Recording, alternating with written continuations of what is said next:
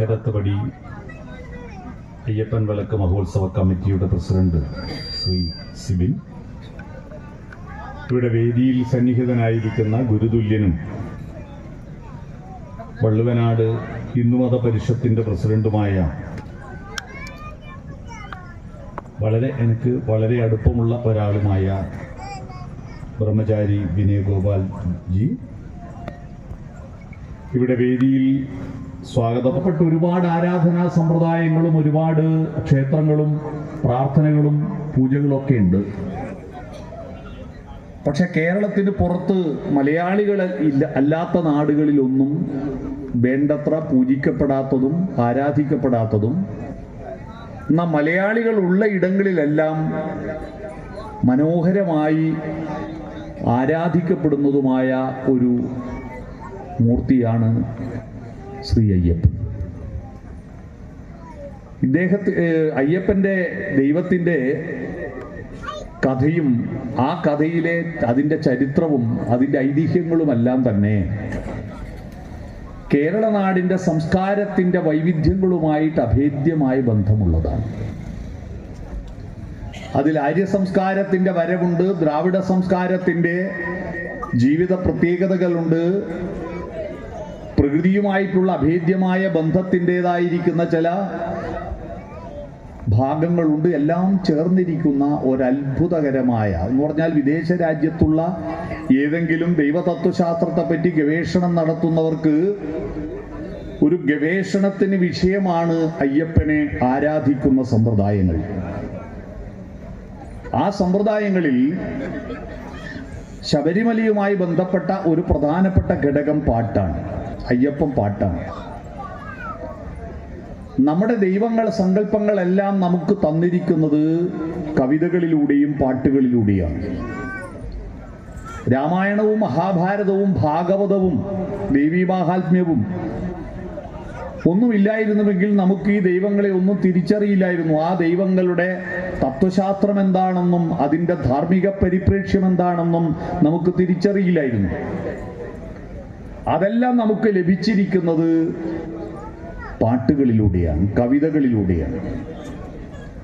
ഇപ്പൊ മലയാള ഭാഷയിലെ ആദ്യത്തെ സാഹിത്യകൃതി ഏതാണെന്ന് ആർക്കും അറിയാമോ? മലയാളികളുണ്ടോ ഇവിടെ? മലയാള ഭാഷയിലെ ആദ്യത്തെ സാഹിത്യകൃതി ആർക്കെങ്കിലും അറിയാമോ? ഇതര സംസ്ഥാന തൊഴിലാളികളെ കൊണ്ട് ഇരുത്തിയൊന്നും അല്ലല്ലോ ഇവിടെ സദസ്സിൽ.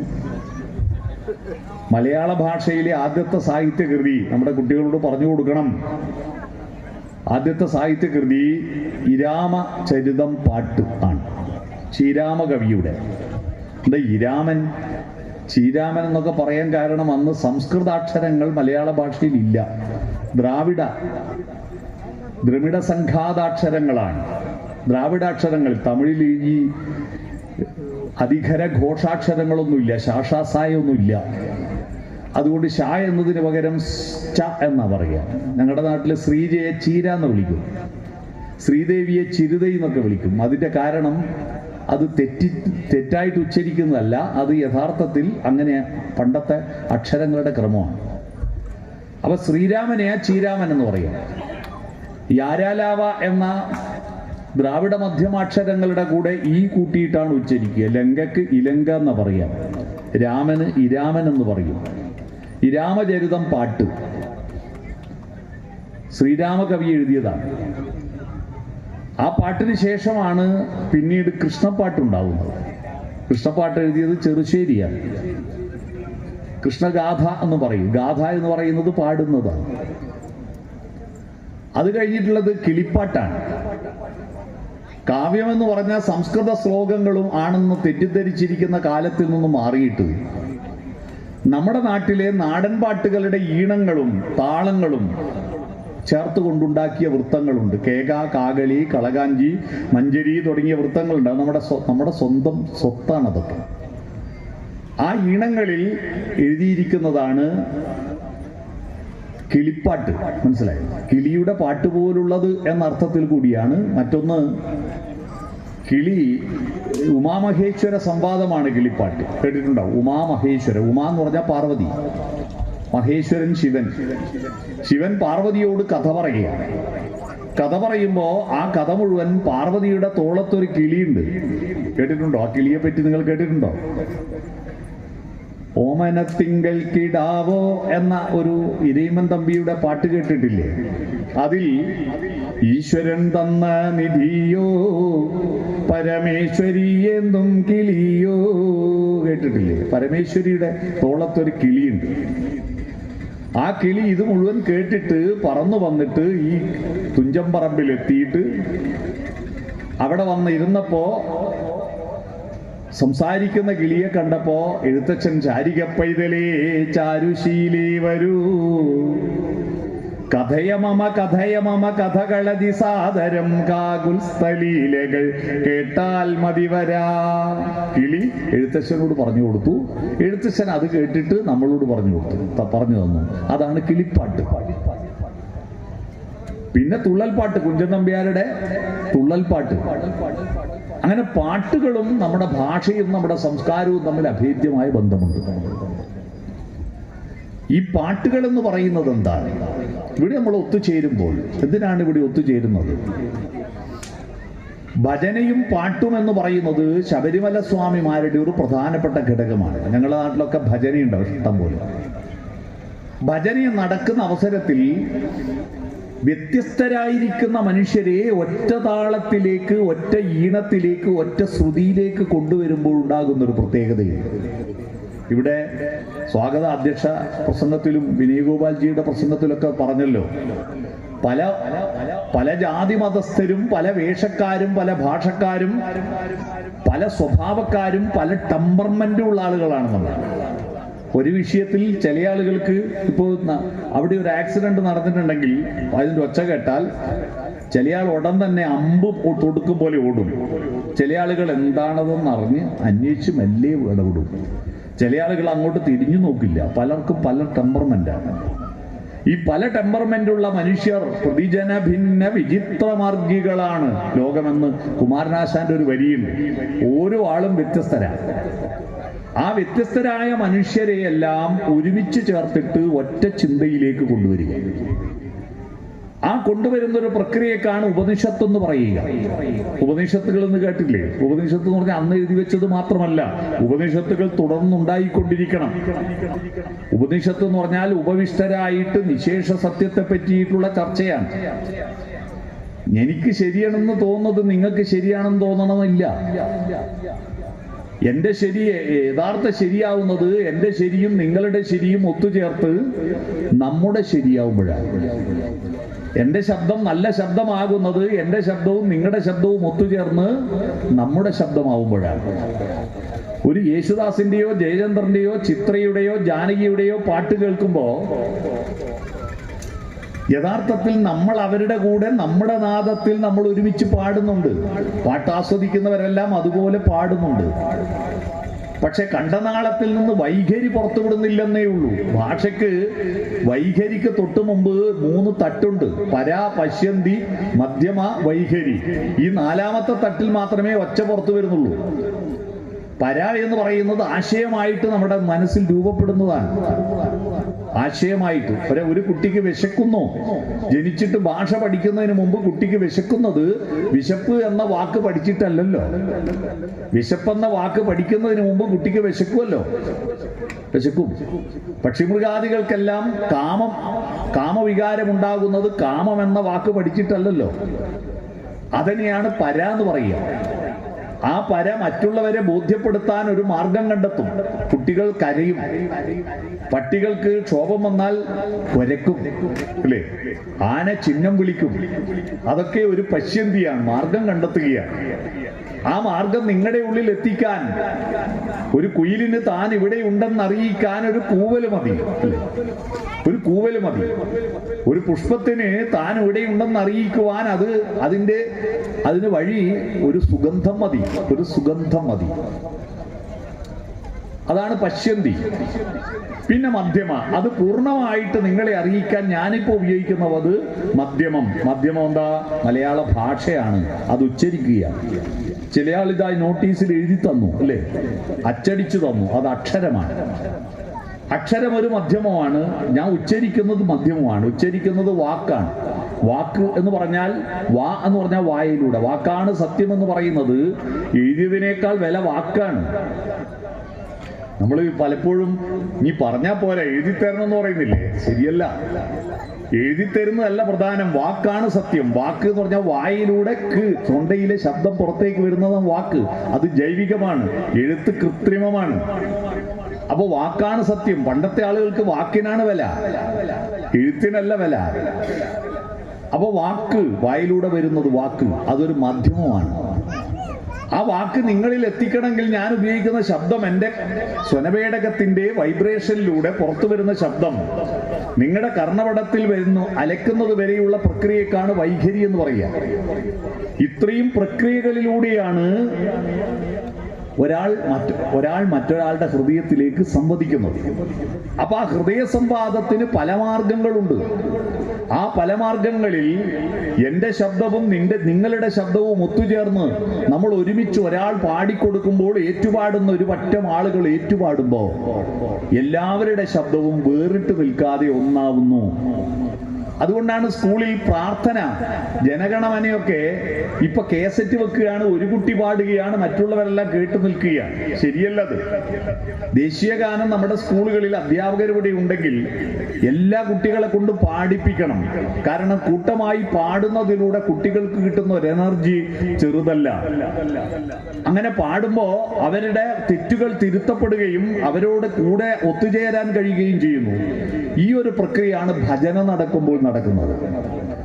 ഭജനം എന്ന് പറഞ്ഞാൽ ഭജ്, ഭുജ്, ഭജ്, രണ്ട് ശബ്ദങ്ങളുണ്ട്. ഭുജ് എന്ന് പറഞ്ഞാൽ ശരീരത്തിന്റെ വെളിച്ചം ഉള്ളിലേക്ക് ആകർഷിക്കുന്നതിനാണ് ഭുജ് എന്ന് പറയുക. എന്ന് പറഞ്ഞാൽ ശരീരത്തിന് ഒരു ഊർജം വേണ്ടേ? ആ ഊർജം വേണം. അതാ പ്രകാശമാണ്. ക്ഷണം കിട്ടും. അത് തിന്നാൽ മുഖത്ത് ഉടനെ പ്രകാശം കിട്ടും. അതാ ഭക്ഷണം. പിടികിട്ടിയോ? ക്ഷണം എന്ന് പറഞ്ഞാൽ പെട്ടെന്ന്, അല്ലേ? പ്രകാശം, പ്രകാശം പെട്ടെന്ന് കിട്ടുന്നു. ഭക്ഷണം കൊടുത്താൽ പെട്ടെന്ന് പ്രകാശം കിട്ടി. ഭക്ഷണം, അത് ഭുജിക്കലാണ്. ആ ഭുജി അല്ല പ്രധാനം. ശരീരത്തിന്റെ പ്രകാശത്തെക്കാൾ മനുഷ്യന്റെ പ്രത്യേകത മനസ്സിന്റെ പ്രകാശമാണ്. ഉള്ളിലൊരു പ്രകാശമുണ്ട്.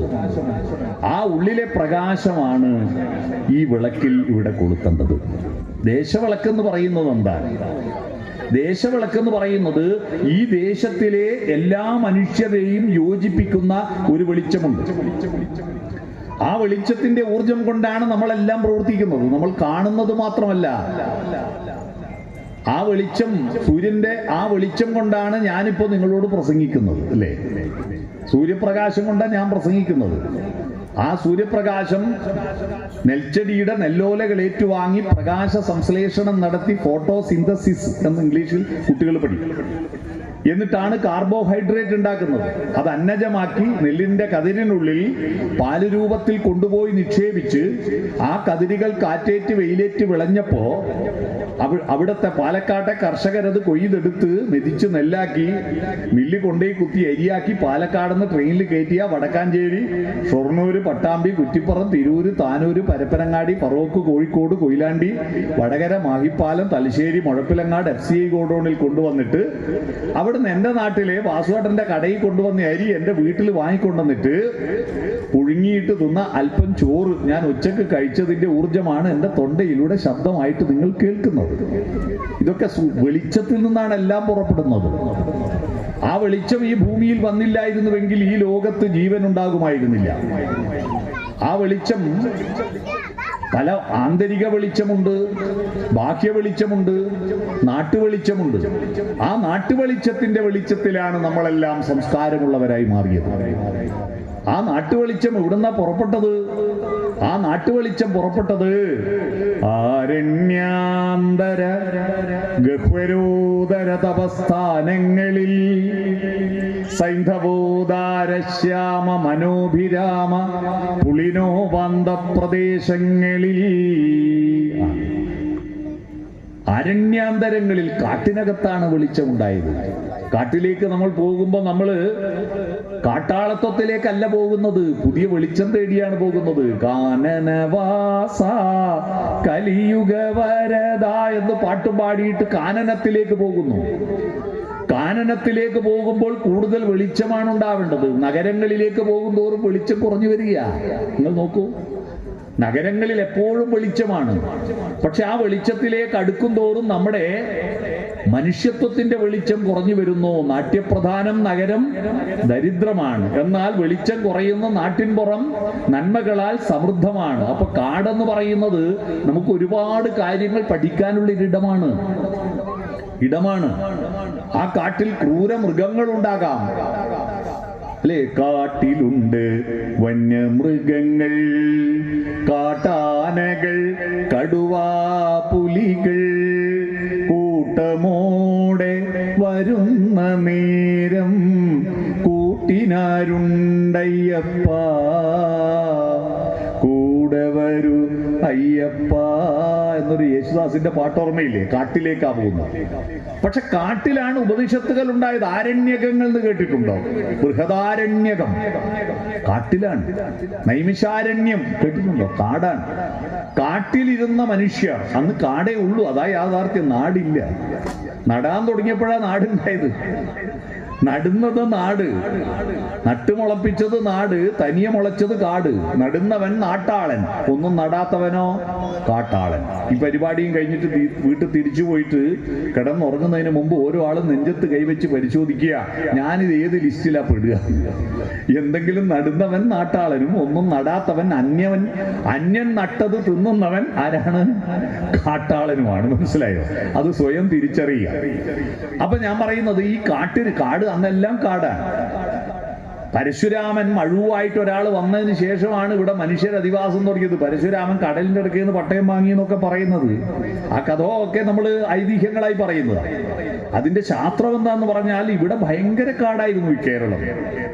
അതിന് കാരണം എന്താ? അതിന് കാരണം ഭൂമധ്യരേഖയുടെ പരിസരത്തുള്ളത് കൊണ്ട് നല്ല വെയിലിന് ശക്തിയാണ്. അതേ അവസരത്തിൽ വെയിലിന് ശക്തിയുള്ള കൂടുതൽ മാത്രമല്ല, മഴ 6 മാസം മഴയാണ്. കാരണം അന്റാർട്ടിക്കയുടെ ഫസ്റ്റ് ഔട്ട്ലെറ്റ് ആണ് ലക്ഷദ്വീപും ശ്രീലങ്കയും കേരളവും. ആദ്യം അന്റാർട്ടിക്കയിൽ നിന്ന് പുറപ്പെടുന്ന മൺസൂണില്ലേ, ആ മൺസൂൺ കാലവർഷത്തിന്റെ ആദ്യം പെയ്യുന്നത് നമ്മുടെ നാട്ടിലാണ്. പിന്നെ ഇവിടെ പർവ്വതം ഉള്ളത് കൊണ്ട് എല്ലാ മേഘങ്ങളെയും പിടിച്ചു നിർത്തി ഇവിടെ പെയ്തിട്ട് പോയാൽ മതി എന്ന് പറയും പർവ്വതങ്ങൾ. ഈ കാര്യം പണ്ട് ശാസ്ത്രീയമായിട്ട് ശ്രീകൃഷ്ണൻ കണ്ടുപിടിച്ചതാ. മാധവ് ഗാഡ്ഗിൽ അല്ല. പശ്ചിമഘട്ടം സംരക്ഷിക്കണമെന്ന് മാധവ് ഗാഡ്ഗിൽ പറഞ്ഞല്ലോ. അതിനേക്കാൾ നൂറ്റാണ്ടുകൾക്കപ്പുറത്ത് ഒരു കൂട്ടം മനുഷ്യര് പണ്ട് മഴ പെയ്യുന്നത് ദേവേന്ദ്രനാണെന്ന് പറഞ്ഞിട്ട് ദേവേന്ദ്രനെ പൂജിക്കാൻ പോയല്ലോ. ദേവേന്ദ്രനെ പൂജിക്കാൻ പോയി. ദേവേന്ദ്രനാണ് ഘനാഘന സേനകളുടെ അധിപതി. ഘനാഘന സേന അറിയാവോ? ഘനാഘനം എന്ന് പറഞ്ഞാൽ അറിയാവോ? കേട്ടിട്ടുണ്ട് നിങ്ങൾ? ഇന്ദ്രധനുസ്സേന്തി വരുന്ന ഘനാഘന സേനകളെ, വന്നാലും ഇതിലേ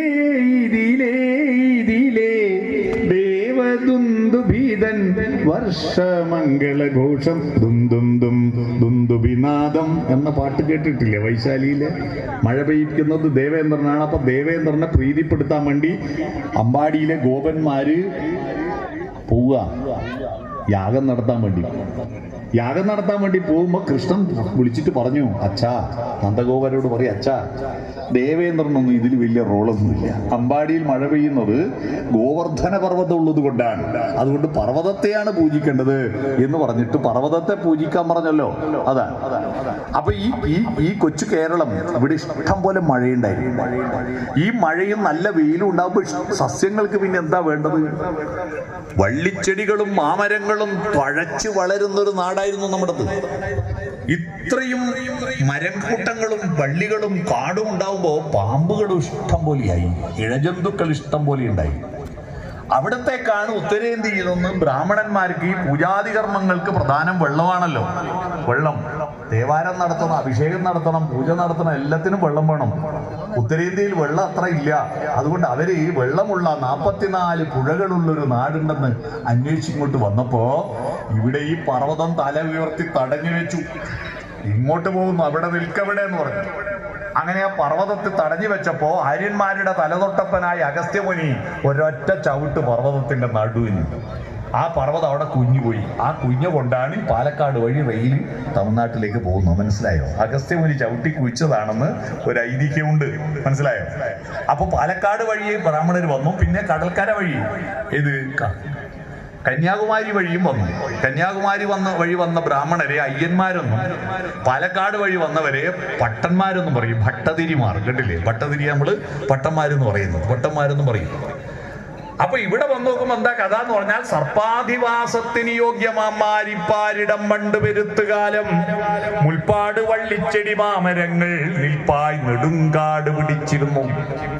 ഭയങ്കര കാടായിരുന്നു. സർപ്പങ്ങള് പലതവണ വന്നിട്ട് തിരിച്ചു പോയപ്പോ അവസാനം ഈ കാട് വെട്ടിത്തെളിക്കാനുള്ള ഉപകരണം കണ്ടെത്തിയപ്പോ മണ്ണ് കുഴിച്ചിട്ട് ഇരുമ്പ് ഖനനം ചെയ്തിട്ട് ആ ഇരുമ്പ് ഉരുക്കി ഒരു പത്തിയുണ്ട്, ഒരു പത്തി ഉണ്ടാക്കി അതിലൊരു മരത്തിന്റെ തള്ളയിട്ടിട്ട് ചുമല് വെച്ചിട്ട് ഒരാൾ വന്നോ, അതാണ് മഴുവേന്തിയ രാമൻ, പരശുരാമൻ കേട്ടോ. പരശുരാമൻ അങ്ങനെ വന്ന് ഇവിടെ കാട് മരമൊക്കെ വയക്കി മാറ്റാൻ തുടങ്ങിയപ്പോഴാണ് ഇവിടെ മനുഷ്യന്മാർക്ക് അധിവാസം ആരംഭിച്ചത്. നിങ്ങള് ദേവി കന്യാകുമാരി എന്ന് പറയുന്ന പഴയൊരു സിനിമയുണ്ട്. ആ സിനിമയിൽ അതിസുന്ദരമായ ഒരു പാട്ടുണ്ട്, പിന്നെ മാധുരി പാടിയത്.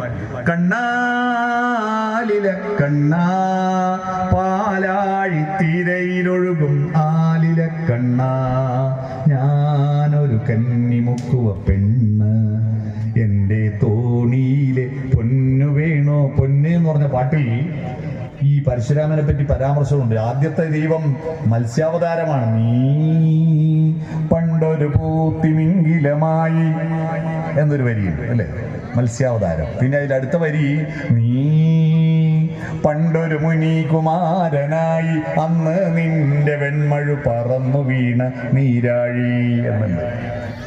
ഞാൻ പറഞ്ഞു വന്നത്, അങ്ങനെ ഈ കാട് വെട്ടിത്തെളിയിക്കാൻ തുടങ്ങിയപ്പോഴാണ് ഇവിടെ മനുഷ്യർ അധിവാസം ആരംഭിച്ചത്. അതിനു മുമ്പ് വെറും കാടായിരുന്നു. ഈ കാട്ടിനകത്ത് ചുറ്റുവട്ടമുള്ള മൃഗങ്ങളിൽ നിന്ന് വ്യത്യസ്തമായിട്ട് അകത്ത് വെളിച്ചമുണ്ടായപ്പോഴാണ്, ആ വെളിച്ചമാണ് മനുഷ്യരുണ്ടായത്. മനുഷ്യരുണ്ടാക്കിയത് വെളിച്ചമാണ്. മനുഷ്യരുണ്ടാക്കിയത് ദൈവം ഇങ്ങനെ രൂപത്തിൽ ഇങ്ങനെ പടച്ചിട്ട് ഇതാ ഉണ്ടാവട്ടെ മനുഷ്യരെന്ന് പറഞ്ഞു അയച്ചൊന്നുമല്ല. ഇവിടെ പക്ഷിമൃഗാദികളിൽ ഒരുപാട് കൂട്ടങ്ങൾ ഉണ്ടായിരുന്നു. ആ കൂട്ടത്തിൽ ഒന്ന് മാത്രമായിരുന്നു നമ്മൾ. പക്ഷെ നമ്മൾ പിന്നെ മനുഷ്യരായി മാറിയത് രൂപം കൊണ്ടോ രണ്ട് കാല് കൊണ്ടോ തല കൊണ്ടൊന്നും അല്ല. നമ്മൾ മനുഷ്യരായി മാറിയത് അകത്ത് വെളിച്ചമുണ്ടായപ്പോഴാണ്. വെളിച്ചമാണ്. ആ അകത്ത് വെളിച്ചമാണ് നാട്ടു വെളിച്ചമായി മാറിയത്, ദേശ വെളിച്ചമായി മാറിയത്. ആ അകത്ത് വെളിച്ചത്തെയാണ് ആദ്യം പ്രാർത്ഥിച്ചത്. ആദ്യത്തെ പ്രാർത്ഥന എന്താണ്?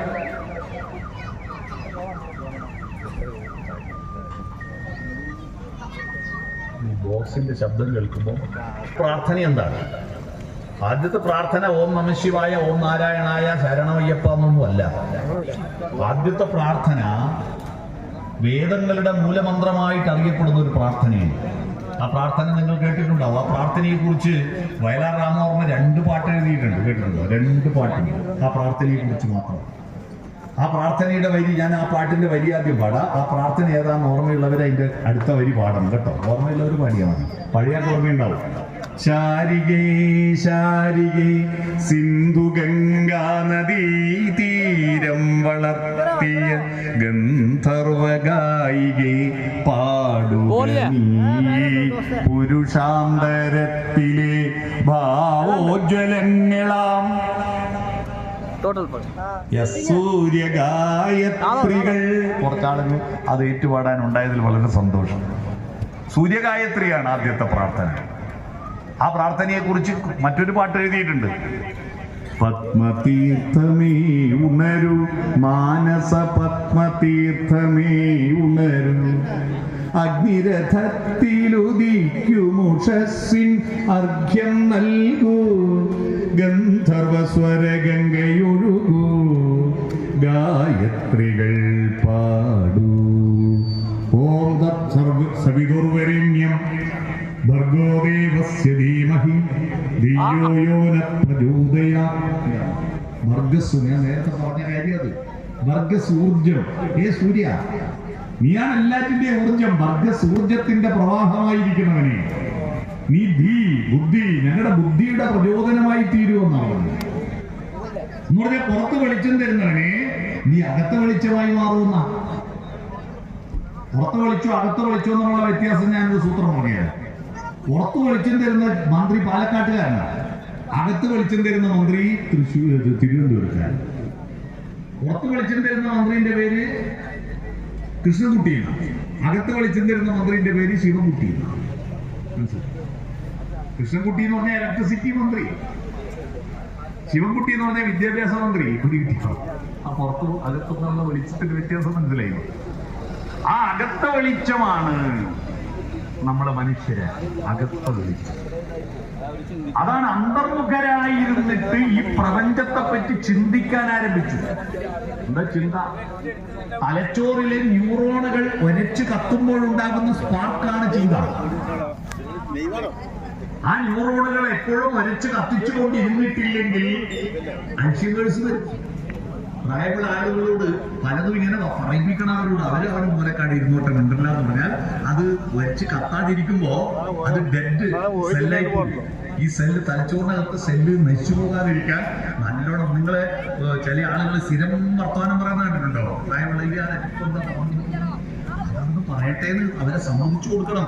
ആ പറച്ചിലൂടെയാണ് അവർ വരച്ച് കത്തിക്കുന്നത്. കുറച്ചെന്തൊക്കെ പൊറുക്കിയെടുക്കാൻ നമുക്ക് ആവശ്യമുള്ള എടുത്താൽ മതി. എല്ലാം നമ്മൾ എടുക്കണ്ട, പക്ഷെ അവർ പറയട്ടെ.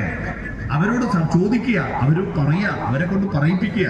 പരമാവധി പ്രായമുള്ള മനുഷ്യരെ കൊണ്ട് നമ്മുടെ വീട്ടിൽ എന്ത് കാര്യം ചെയ്യുമ്പോൾ അവരോടൊരു അഭിപ്രായം പറയണം. അവര് കാശ് തന്നിട്ടൊന്നുമല്ല, എന്റെ പൈസക്ക് ഞാൻ കാറ് വാങ്ങുക. പക്ഷെ എന്നാലും പോകുമ്പോ അച്ഛാ ഞാനൊരു വെള്ള കാറാണ് അച്ഛാ വാങ്ങുന്നത് എന്ന് പറയുമ്പോ അതേ മോനെ നന്നായി എന്ന് പറയുമ്പോ അതൊരു ഒരു ഒരു പൊരുത്തമാണ്. അതിനാണ് ഞങ്ങളുടെ നാട്ടിൽ അതിന് പറയാ ബർക്കത്ത് എന്നാ. ബർക്കത്ത്. ആ ബർക്കത്താണ് ഈ കാർ ഓടിച്ചുകൊണ്ടിരിക്കുമ്പോ എന്തെങ്കിലും നമ്മൾക്ക് മനപ്രയാസം ഉണ്ടാകുമ്പോ അറിയാതെ വഴിക്ക് അബദ്ധം പറ്റാതിരിക്കാൻ എൻ്റെ അച്ഛൻ എൻ്റെ അനുഗ്രഹമായിട്ട് എൻ്റെ കൂടെയുണ്ടെന്ന് ബോധ്യപ്പെടുത്താൻ നിങ്ങൾ ആ അച്ഛൻ്റെ അനുഗ്രഹം വാങ്ങണം, അഭിപ്രായം ചോദിക്കണം. അതിലൂടെ അച്ഛന്റെ വാക്കുകളിലൂടെ, അമ്മയുടെ വാക്കുകളിലൂടെ, അപ്പൂപ്പന്റെ അമ്മമ്മയുടെ വാക്കുകളിലൂടെ നമുക്ക് ഗുരുത്വമായിട്ട് നമ്മുടെ കൂടെ ഉണ്ടാകും. അയ്യപ്പന്റെ ശബരിമലയ്ക്ക് പോകുമ്പോൾ ഏറ്റവും വലിയ പ്രത്യേകത, മറ്റു ദൈവങ്ങളുടെ സങ്കല്പങ്ങളിൽ നിന്നെല്ലാം വ്യത്യസ്തമായിട്ട് ശബരിമല സ്വാമിയുടെ ഒരു പ്രത്യേകത, ഗുരുസ്വാമി സങ്കല്പമുണ്ട്. ഗുരുവിൽ നിന്ന് ദീക്ഷ വാങ്ങുന്ന സങ്കല്പമുണ്ട്, ഇല്ലേ? ഗുരു എന്താണ് ഈ ഗുരു? ഗുരു എന്ന വാക്കിനർത്ഥം വലുത് എന്നാണ് അർത്ഥം. രണ്ടർത്ഥമുണ്ട് ഗുരുവിന്. ഗും രുഗ്യതേ ഇതി ഗുരു, ഇരുട്ട് പ്രവേശിക്കുന്നത് തടയുന്നവനാണ് ഗുരു. എന്റെ കൂടെ ഞാനിങ്ങനെ സഞ്ചരിക്കുമ്പോ എന്റെ കൂടെ ആരൊക്കെയുണ്ട്? മരിച്ചുപോയ എന്റെ അച്ഛനുണ്ട്, ജീവിച്ചിരിക്കുന്ന എന്റെ അമ്മയുണ്ട്, എന്റെ അമ്മാവന്മാരുണ്ട്. അവരൊക്കെ എന്റെ കൂടെ ഉണ്ടാവണം. അതാണ് നമ്മുടെ പരിവേഷം. അവരുടെ കൂടെയാണ് ഞാനെന്ന ബോധം. അത് ഗുരുത്വം എന്ന് പറയുന്നത് ലഘുത്വമാണ്, അറിയുമോ? ഞാൻ ഇവർക്കെല്ലാം മേലെയാണെന്നുള്ള അഹന്ത വരുമ്പോ ഗുരുത്വം പോയി.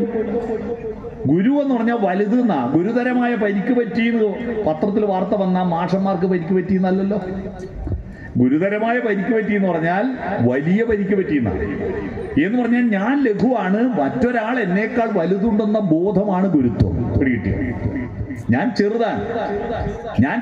ഇപ്പൊ കുറെ ആളുകൾക്ക് തോന്നുകയാണ് ഞാൻ എല്ലാറ്റിന്റെയും മേലെയാണ്, എനിക്ക് വലിയൊരു വീടുണ്ട്.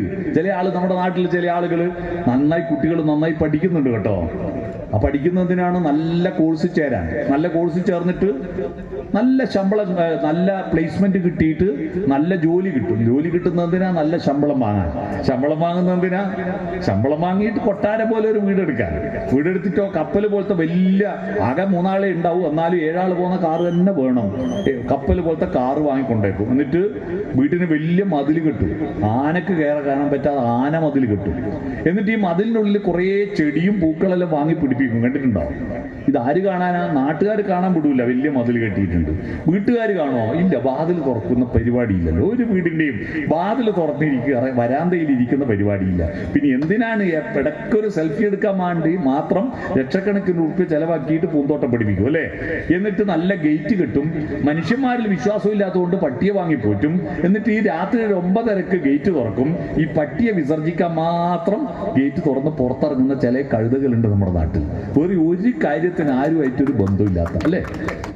ഒരു ബന്ധമില്ലാത്ത. ഇതാണ് മനുഷ്യൻ എന്ന് തെറ്റിദ്ധരിച്ചു പോയിരിക്കുകയാണ്. ഇതൊന്നുമല്ല മനുഷ്യൻ.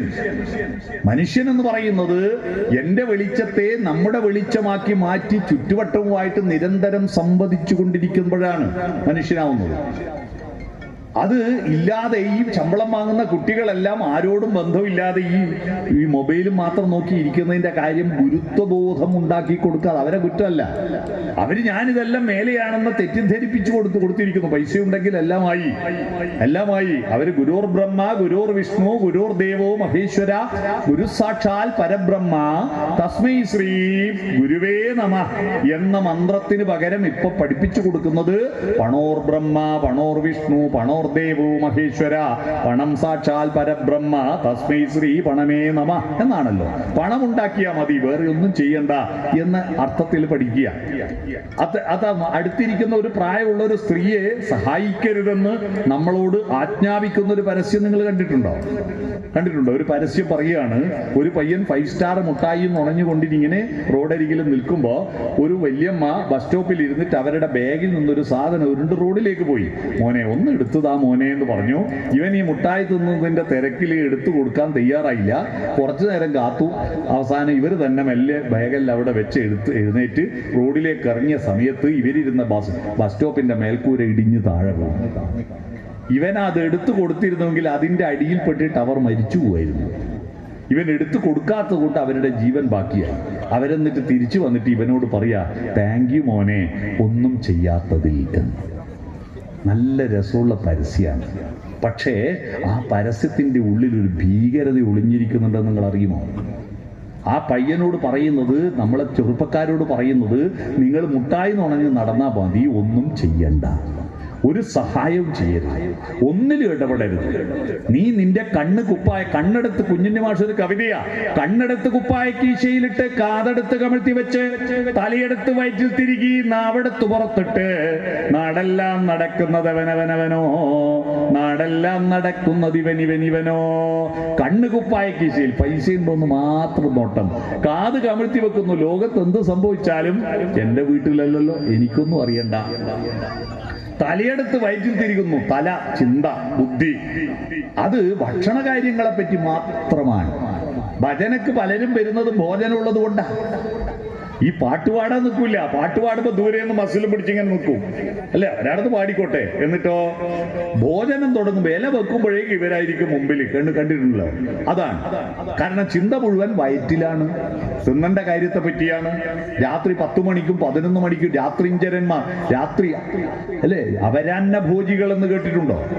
അപരാന്ന ഭോജികൾ രണ്ടർത്ഥത്തിൽ അപരാന്ന ഭോജികളുണ്ട്. ഒന്ന് അപരന്റെ അന്നം ഭുജിക്കുന്നവർ, സ്വന്തമായി അധ്വാനിച്ച് തിന്നാത്തവർ അപരാന്ന ഭോജികൾ. 2 അപരാന്നത്തിൽ സന്ധ്യക്ക് തിന്നുന്നവർ. നമ്മുടെ വിവാഹ ചടങ്ങുകളുടെ റിസപ്ഷൻ മുഴുവൻ ഇപ്പൊ സന്ധ്യാസമയത്താണ്. ഏറ്റവും കൂടുതൽ ആളുകൾ തള്ളിക്കയറുന്നത് സന്ധ്യാസമയത്താണ്. ഈ വരുന്ന ആളുകളെ വരുന്ന കാഴ്ച കാണുമ്പോ സോമാലിയിലെ പട്ടിണിപ്പാവങ്ങൾ റൊട്ടി ഹെലികോപ്റ്ററിൽ എറിഞ്ഞു കൊടുക്കുമ്പോൾ വാങ്ങാൻ വരും പോലെ, അത് അല്ലെ അർത്ഥി പിടിച്ച് വരും പോലെയാണ് പലരും വരുന്നത്. ഇത്രയും ആർക്കും ഇവിടെ പട്ടിണിയൊന്നും ഇല്ല, എന്നാലും ഭക്ഷണം കാണുമ്പോൾ ആർത്തി വരുന്നുണ്ടെങ്കിൽ നിങ്ങളെ ഉള്ളിൽ ദൈവാംശം കുറഞ്ഞു ഗുരുത്വം കുറഞ്ഞു വന്നു എന്ന് മനസ്സിലായിക്കൊള്ളുക. ഭക്ഷണത്തോടുള്ള ആർത്തി കൂടുന്നുണ്ടെങ്കിൽ നിങ്ങളുടെ ശരീരത്തിന്റെ അകത്ത വെളിച്ചം നഷ്ടപ്പെട്ടു പോയിക്കൊണ്ടിരിക്കുന്നു എന്ന് മനസ്സിലായിക്കൊള്ളുക. ബാഹ്യമായ വെളിച്ചമാണ് വളരുന്നത്. അപ്പൊ അത്തരത്തിൽ തലയെടുത്ത് ചിന്ത, ഭക്ഷണത്തെക്കുറിച്ച് മാത്രം നടക്കുന്ന ഒരു തലമുറ നമ്മുടെ സമൂഹത്തിലേക്ക് വളർന്നു വരുമ്പോ അവരെ കൂട്ടിയിണക്കിക്കൊണ്ട് ഉള്ളിലേക്കാണ് വെളിച്ചമെന്ന് ബോധ്യപ്പെടുത്താൻ കഴിയണ്ടേ? ഉള്ളിലാണ് വെളിച്ചം.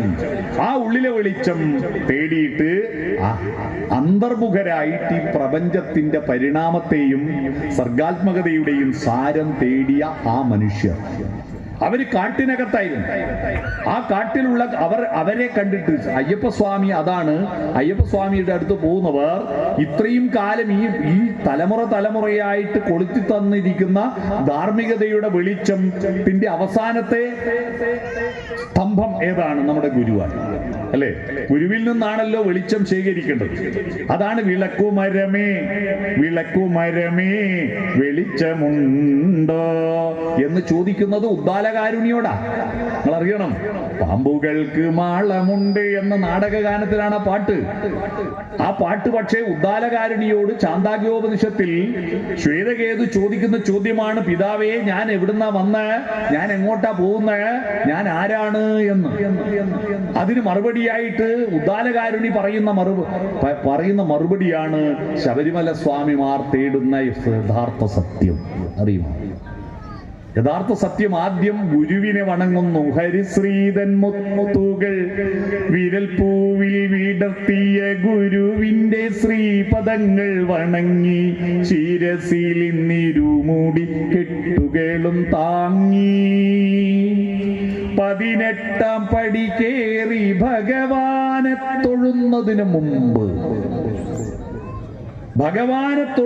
മുമ്പ് ഞാനിപ്പോ പറഞ്ഞിരിക്കുന്ന ചാന്ദാഗ്യോപനിഷത്തിലെ ഉദ്ദാലകാരുണി ശ്വേതകേതുവിനോട് പറഞ്ഞത് കണ്ടിട്ടേ ഭഗവാനെ തൊഴാൻ പറ്റും. എന്താണത്? പല പർവ്വതങ്ങളിൽ പെയ്ത മഴത്തുള്ളി ഒഴുകി കടലിലെത്തിയാൽ ആ കടലിലെ ഒരു തുള്ളി വെള്ളത്തിന് പറയാൻ കഴിയുമോ താൻ ഏത് പർവ്വതത്തിൽ പെയ്ത മഴത്തുള്ളിയാണെന്ന്? ഹേ ശ്വേതകേതോ തത്വമസി, ആ മഴത്തുള്ളി നീയാകുന്നു. ആ മഴത്തുള്ളിയെ പോലെയാണ് നമ്മുടെ ജീവിതം. അതാണ് അവിടെ എഴുതി വെച്ചിരിക്കുന്നത്. അത് നീ തന്നെയാണ്. നീ അന്വേഷിക്കുന്ന ദൈവവും ബ്രഹ്മവും സത്യവും എന്താ? അത് നിന്റെ ഉള്ളിൽ തന്നെയുണ്ട്. നിന്റെ ഉള്ളിൽ തന്നെ ആ സത്യമുണ്ട്. ആ സത്യമാണ് ശബരിമലയിൽ എഴുതി വെച്ചിരിക്കുന്ന തത്വം അസി. അത് നീ ആകുന്നു. അതാവണമെങ്കിൽ ഏതാണ് നമ്മൾ അന്വേഷിക്കുന്നത്? നമ്മുടെ ലക്ഷ്യം എന്താണെന്ന് അറിയണം. ആലയിൽ നിന്ന് പശുവിനെ തുറന്നു വിട്ടാൽ ആ പശുവിന് ഒരു ലക്ഷ്യമില്ല. വയറ് നിറക്കാൻ പുല്ല് നോക്കി നടന്ന് പോവുക എന്നല്ലാതെ ഇന്ന് സതീശന്മാരാരുടെ പറമ്പിൽ പോയിട്ട് ഞാൻ പുല്ല് മേയുമെന്ന് വിചാരിച്ചിട്ട് ഒരു പശുവും നടക്കാറില്ല. ഉണ്ടോ? മുന്നിൽ നടന്നീടിന ഗോവ് തന്റെ പിമ്പേ ഗമിക്കും ബഹുഗോക്കളെല്ലാം എന്ന്. ഞാനിപ്പോ രാവിലെ തലശ്ശേരിയിൽ നിന്ന് 10-30 കിലോമീറ്റർ കിഴക്കോട്ട് കൊട്ടിയൂരും മാനന്തവാടിയും പോകുന്ന വഴിയിലുള്ള എന്റെ വീട്ടിൽ നിന്ന് പുറപ്പെടുമ്പോ വീട്ടിൽ നിന്ന് ചോദിച്ചു എങ്ങോട്ടാ? അപ്പൊ പശു പോകും പോലെയാണോ? അല്ല, ഞാൻ ഇന്ന് പട്ടാമ്പിയിലേക്കാണ് എന്ന് പറഞ്ഞിട്ട് ലക്ഷ്യബോധമുണ്ട്. ആ ലക്ഷ്യബോധം ഉണ്ടാകണമെങ്കിൽ ആ ലക്ഷ്യബോധത്തിന് വഴിവിളക്കുകൾ ഉണ്ടാവണം. ആ വഴിവിളക്കാണ് ഗുരു.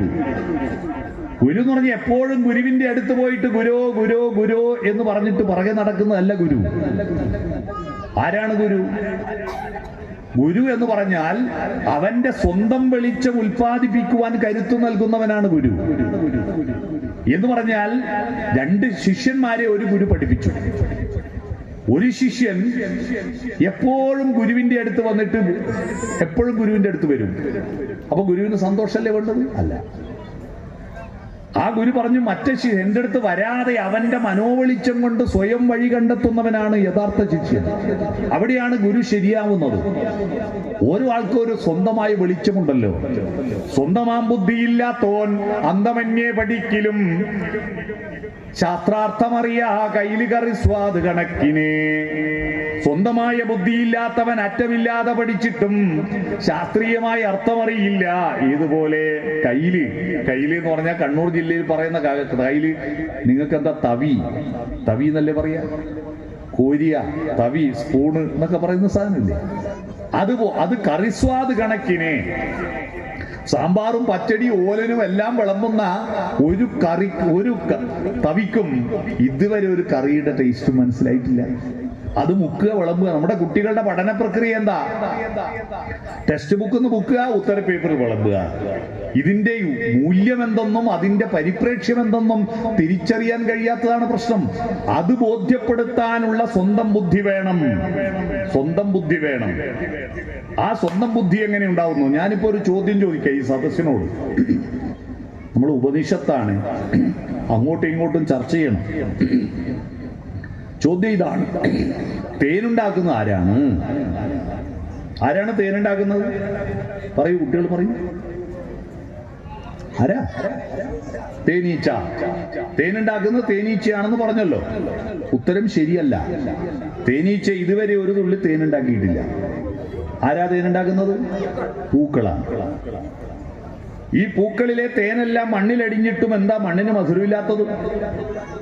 കോടാനുകോടി വർഷങ്ങളായി പൂക്കൾ ഈ ഭൂമിയിൽ ഉണ്ടായിട്ടുണ്ട്.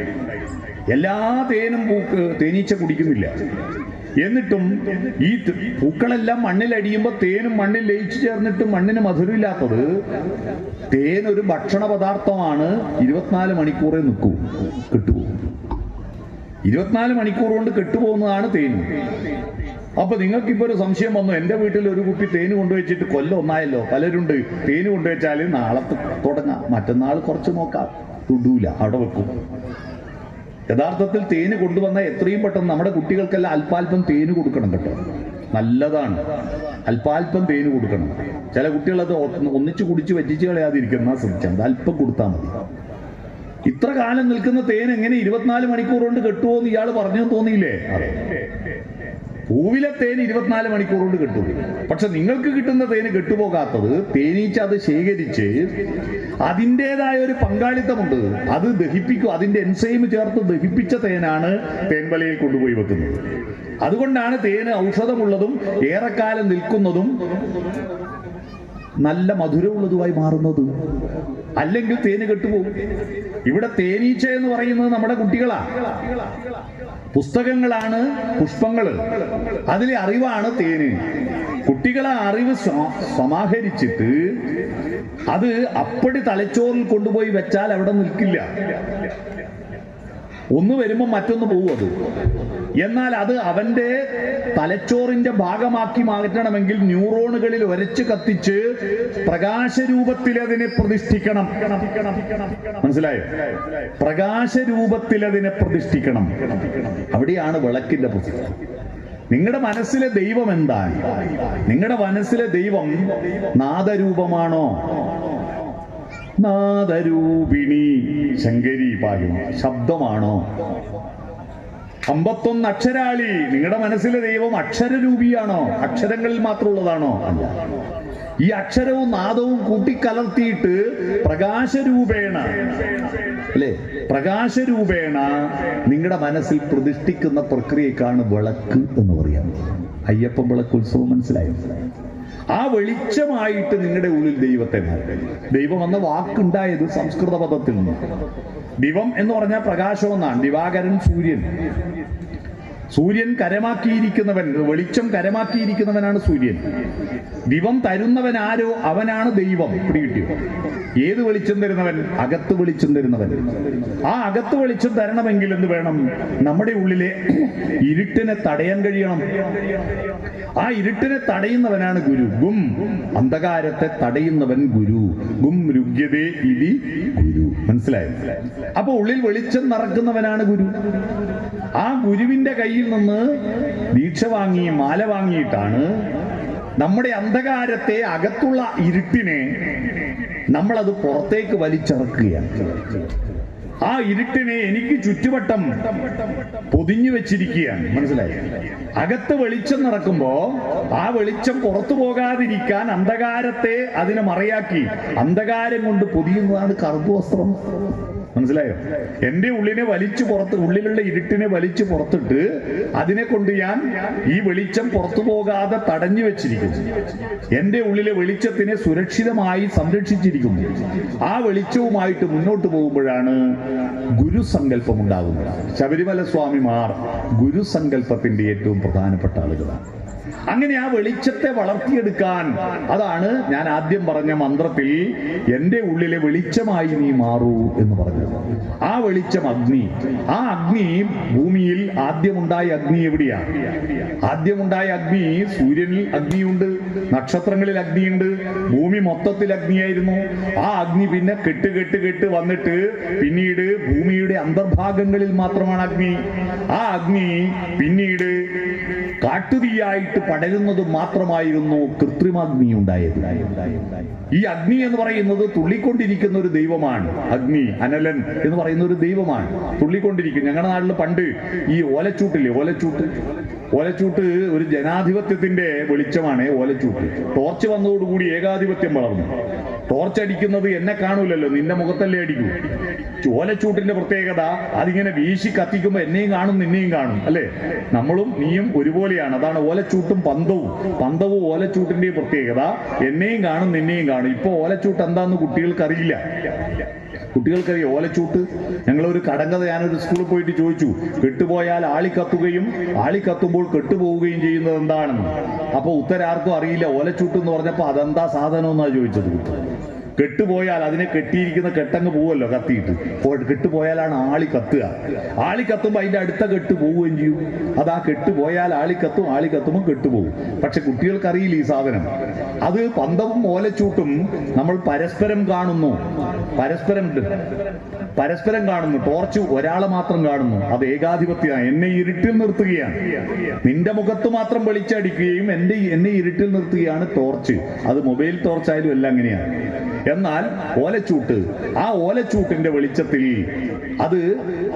അത് ഒന്നിച്ചു നിർത്തുന്നു. ഓലച്ചൂട്ടിന്റെ പ്രത്യേകത അതിനെ കെട്ടിയ കണ്ണി എല്ലാവരെയും ഒരുമിച്ച് നിർത്തുകയും അതിന്റെ കണ്ണി കൂടെ നിന്ന് കത്തുകയും ചെയ്യുന്നു എന്നാണ്. ആ ചൂട്ടിന്റെ വെളിച്ചത്തിലാണ് പണ്ട് ഗ്രാമങ്ങൾ ഉണർന്നിരുന്നത്. അപ്പൊ വെളിച്ചം എന്ന് പറയുന്നത് നമുക്ക് ആവശ്യമുള്ളപ്പോ ഉപയോഗിക്കുമ്പോ ഈ ഓലച്ചൂട് ഞങ്ങൾ വീട്ടിൽ നിന്ന് ചൂട്ട് കൊടുത്താൽ ആ വീട്ടുകാരൻ നമ്മുടെ വിളക്കിൽ നിന്ന് ചൂട്ട് കത്തിക്കും. വിളക്കിൽ നിന്ന് ചൂട്ട് കത്തിച്ചാല് അദ്ദേഹം ചെയ്യുന്ന ഒരു പ്രക്രിയയുണ്ട്. വീട്ടിലെ വിളക്ക് ഊതിക്കെടുത്തും എന്നിട്ട് തിരിച്ച് ഓലച്ചൂട്ടിലെ വെളിച്ചം ഇങ്ങോട്ട് കത്തിക്കും. അത് എന്തിനാണെന്ന് എനിക്ക് അറിയില്ലായിരുന്നു. പിന്നെ അന്വേഷിച്ചപ്പോ മനസ്സിലായത് ഈ അഗ്നിദേവത ഇങ്ങനെ കിട്ടിയ ചാൻസിന് തുള്ളി അങ്ങോട്ട് പോകും. നമ്മുടെ വീട്ടിലെ വിളക്കിലാണല്ലോ നമ്മുടെ വീട്ടിലെ അഗ്നിദേവതയുള്ളത്. ആ അഗ്നിദേവത അപ്പുറത്ത് ചൂട്ട് കത്തിക്കുമ്പോൾ അവന്റെ കൂടെ പോകും. അപ്പൊ അവന്റെ കൂടെ പോകാതിരിക്കണമെങ്കിൽ എന്ത് ചെയ്യണം? ഇങ്ങോട്ട് തുള്ളിക്കൂട്ടം. അതിന് ഇവിടത്തെ കെടുത്തിയിട്ട് ഇങ്ങോട്ട് തുള്ളിക്കുമ്പോൾ ഉടനെ ഇങ്ങോട്ട് തുള്ളിക്കും. അപ്പോ അഗ്നിദേവത വീട്ടിൽ തന്നെ ഉണ്ടാവും എന്നൊരു സങ്കല്പമുണ്ട്. അന്ന് കാട്ടുതീ മാത്രമായിരുന്നു അഗ്നി. ഭയങ്കരമായ ബടവാഗ്നി എന്നൊക്കെ പറഞ്ഞിട്ടില്ലേ, കലകാലാഗ്നി എന്നൊക്കെ പറഞ്ഞ കാട്ടുതീയായിരുന്നു. ഈ കാട്ടുതീയെ, ഈ വെളിച്ചത്തെ, ലോകം മുഴുവൻ അറിവിൻ നിറഞ്ഞിരിക്കുന്നതാണല്ലോ പ്രപഞ്ചം. അറിവുകളുടെ സമാഹാരമാണ്. പക്ഷെ ഈ അറിവിനെ എനിക്കാവശ്യമുള്ളിടത്തേക്ക് എനിക്കാവശ്യമുള്ള അളവിൽ ഉപയോഗിക്കാൻ അറിയുമ്പോഴാണ് അഗ്നി നമ്മുടെ സർവന്റായി മാറുന്നത്. അതുവരെ അഗ്നി നമ്മുടെ ബോസായിരുന്നു. അഗ്നി നമ്മളെ നിയന്ത്രിക്കുന്നവരായിരുന്നു. എന്നാൽ ആ അഗ്നിയെ നമ്മൾക്ക് ആവശ്യമുള്ളിടത്തേക്ക് ആവാഹിച്ചു കൊണ്ടുവന്നിരുത്തുന്ന പ്രക്രിയയാണ് ഇവിടെ ദീപപ്രോജ്വലനം നടന്നല്ലോ. വിളക്ക് കൊളുത്തിയല്ലോ. ആവശ്യമുള്ളിടത്ത് ഉപയോഗിക്കുകയും ആവശ്യമില്ലാത്തപ്പോൾ അണക്കാൻ കഴിയുകയും ചെയ്യുന്ന വിധത്തിൽ അഗ്നിദേവനെ ഉപയോഗിക്കുന്നു. ആ അഗ്നിദേവനിൽ നിന്നാണ് പിന്നീട് ആ മൺചരാതുകളിൽ ഓടലെണ്ണ നിറച്ച അഗ്നിദേവൻ, ആ ഓടലെണ്ണ നിറച്ച് അത് തിരിയിൽ കത്തിച്ചിട്ടുള്ള ആ വെളിച്ചത്തിലാണ് പണ്ട് കാട്ടിനകത്ത് ഉപനിഷത്തുകൾ ഉണ്ടായത്. ഇതൊക്കെ എഴുതിയത് അവിടുന്ന്. അങ്ങനെ എഴുതുമ്പോ വട്ടത്തിലിരിക്കുമ്പോ പരസ്പരം ചർച്ച ചെയ്യുന്നതാണ്. അഗ്നിദേവനെ അങ്ങോട്ടും ഇങ്ങോട്ടും തുള്ളിക്കുന്ന പ്രക്രിയയാണ് ക്ലാസ്. മനസ്സിലായത്? നിങ്ങളുടെ വീട്ടിൽ അഗ്നിദേവൻ അങ്ങോട്ടും ഇങ്ങോട്ടും തുള്ളാറുണ്ടോ? അതാ ചോദ്യം. സ്കൂള് എന്ന് പറയുന്നത് എന്താ? സ്കൂളിൽ അഗ്നിദേവൻ അങ്ങോട്ട് മാത്രം തുള്ളുക. മാഷന്മാർ ഏകപക്ഷീയമായി ക്ലാസ് എടുക്കുക. ആ ക്ലാസ്സിലെ കുട്ടിയുടെ ഒരു സംശയം ഇങ്ങോട്ട് ചോദിക്കുവോ? ഇപ്പൊ ദക്ഷിണാമൂർത്തിയെ പ്രാർത്ഥിച്ചുകൊണ്ടാണ് പിന്നെ ഗോപാൽജി തുടങ്ങിയത് അല്ലേ? ദക്ഷിണാമൂർത്തി സ്തവത്തിൽ ഒരു ശ്ലോകമുണ്ട്. വൃക്ഷം വടതരോർമൂലേ ഗുരുർ യുവാ ശിഷ്യാ വൃദ്ധാജ ഗുരോസ്തു മൗനം വ്യാഖ്യാനം ശിഷ്യാസ്തു ഛിന്ന സംശയ. വടവൃക്ഷത്തിന്റെ ചുവട്ടിൽ ഗുരു ഇരിക്കുന്നു. ഗുരു യുവാവും ശിഷ്യന്മാർ വൃദ്ധന്മാരുമാണ്. ഗുരു മൗനത്തിലൂടെ വ്യാഖ്യാനിക്കുന്നു. ശിഷ്യന്മാർക്ക് ഒരു സംശയവും. ഈ സംശയമില്ലാത്ത ശിഷ്യന്മാരാണ് നമ്മുടെ പ്രശ്നം. ഒന്നും അങ്ങോട്ട് ചോദിക്കില്ല, എല്ലാം പറയുന്നത് കേട്ടിട്ട് പോരുന്നു.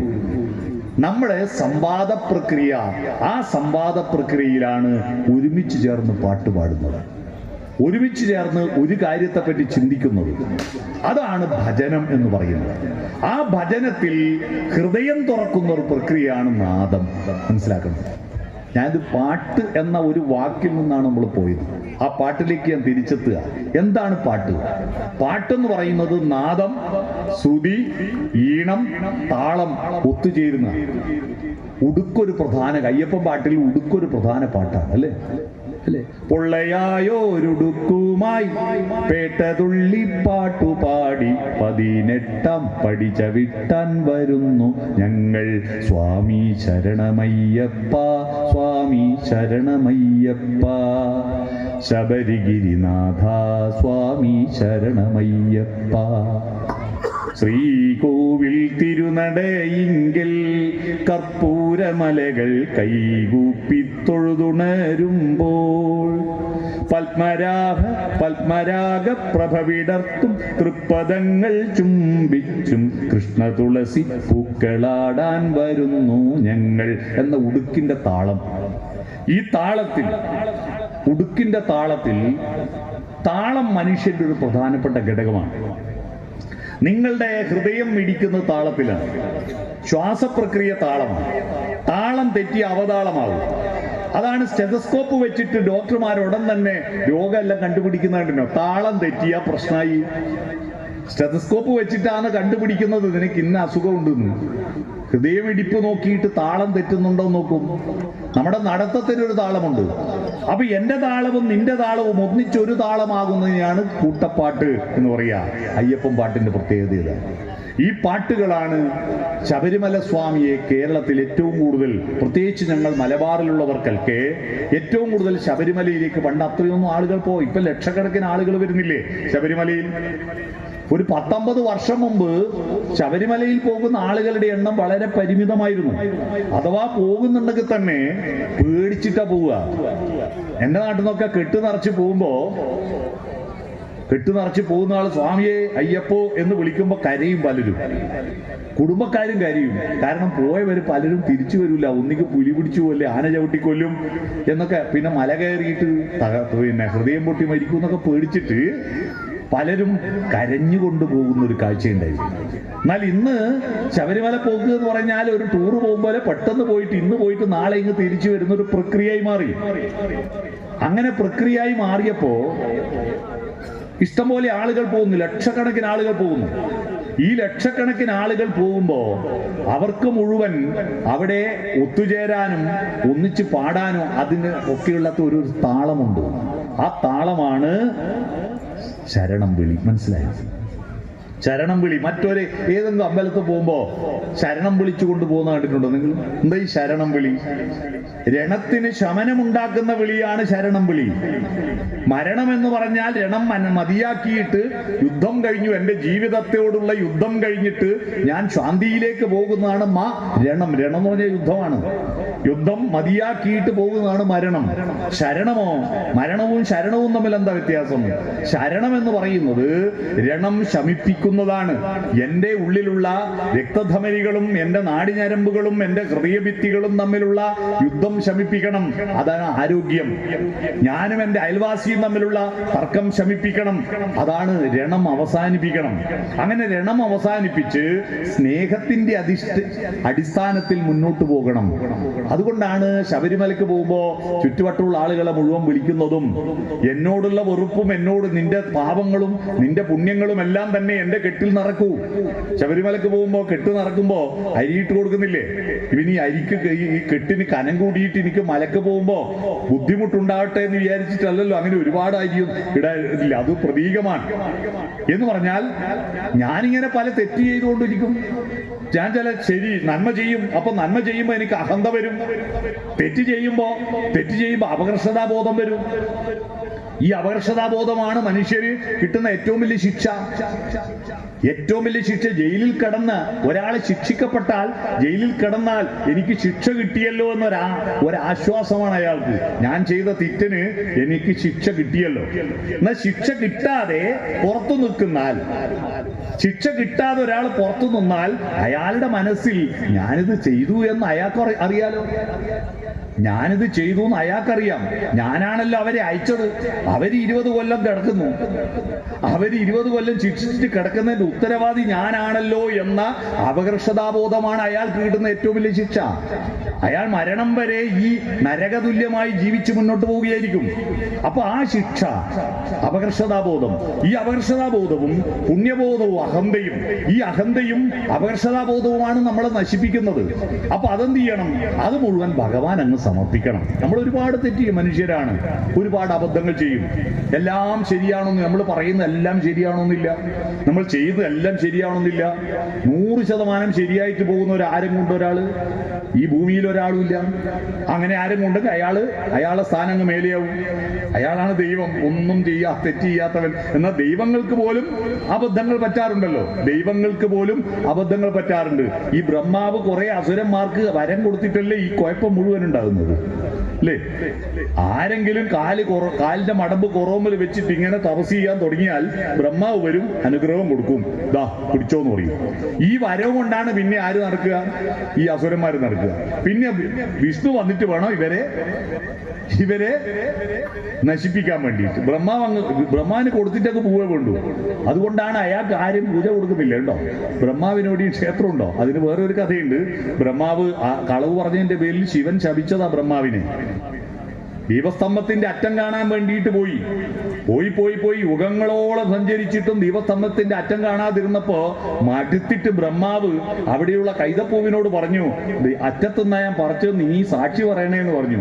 അങ്ങനെ കൈതപ്പൂവ് പറിച്ചു കൊണ്ടുവന്നിട്ട് ശിവനെ കാണിച്ചു കൊടുത്തിട്ട് പറഞ്ഞു, ഇതാ ഞാൻ ദൈവസ്തംഭത്തിന്റെ ലോകത്തിന് അറ്റമില്ല എന്ന സത്യം ബ്രഹ്മാവിനെ ബോധ്യപ്പെടുത്താൻ വേണ്ടി ശിവൻ നടത്തിയ പരീക്ഷണമായിരുന്നു അത്.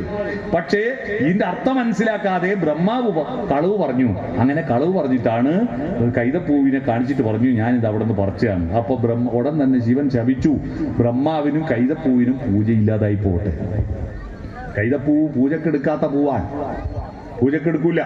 പക്ഷേ എങ്കിലും ആ പൂജക്കെടുക്കാത്ത പൂവാണെങ്കിലും ഗന്ധേന ബന്ധുരികേതക പുഷ്പവല്ലി ഏകോ ഗുണ ഖലു നിഹന്തി സർവദോഷാൻ. ദുരാസഭാവിയാണ്, കണ്ടകാഭി, വക്രാഭി, പങ്കിലഭവാഭി, ഇതൊക്കെ കുഴപ്പമുണ്ട് കൈതപ്പൂവിന്. അത് സഭയിൽ ഉപയോഗിക്കൂല, പൂജക്കെടുക്കൂല.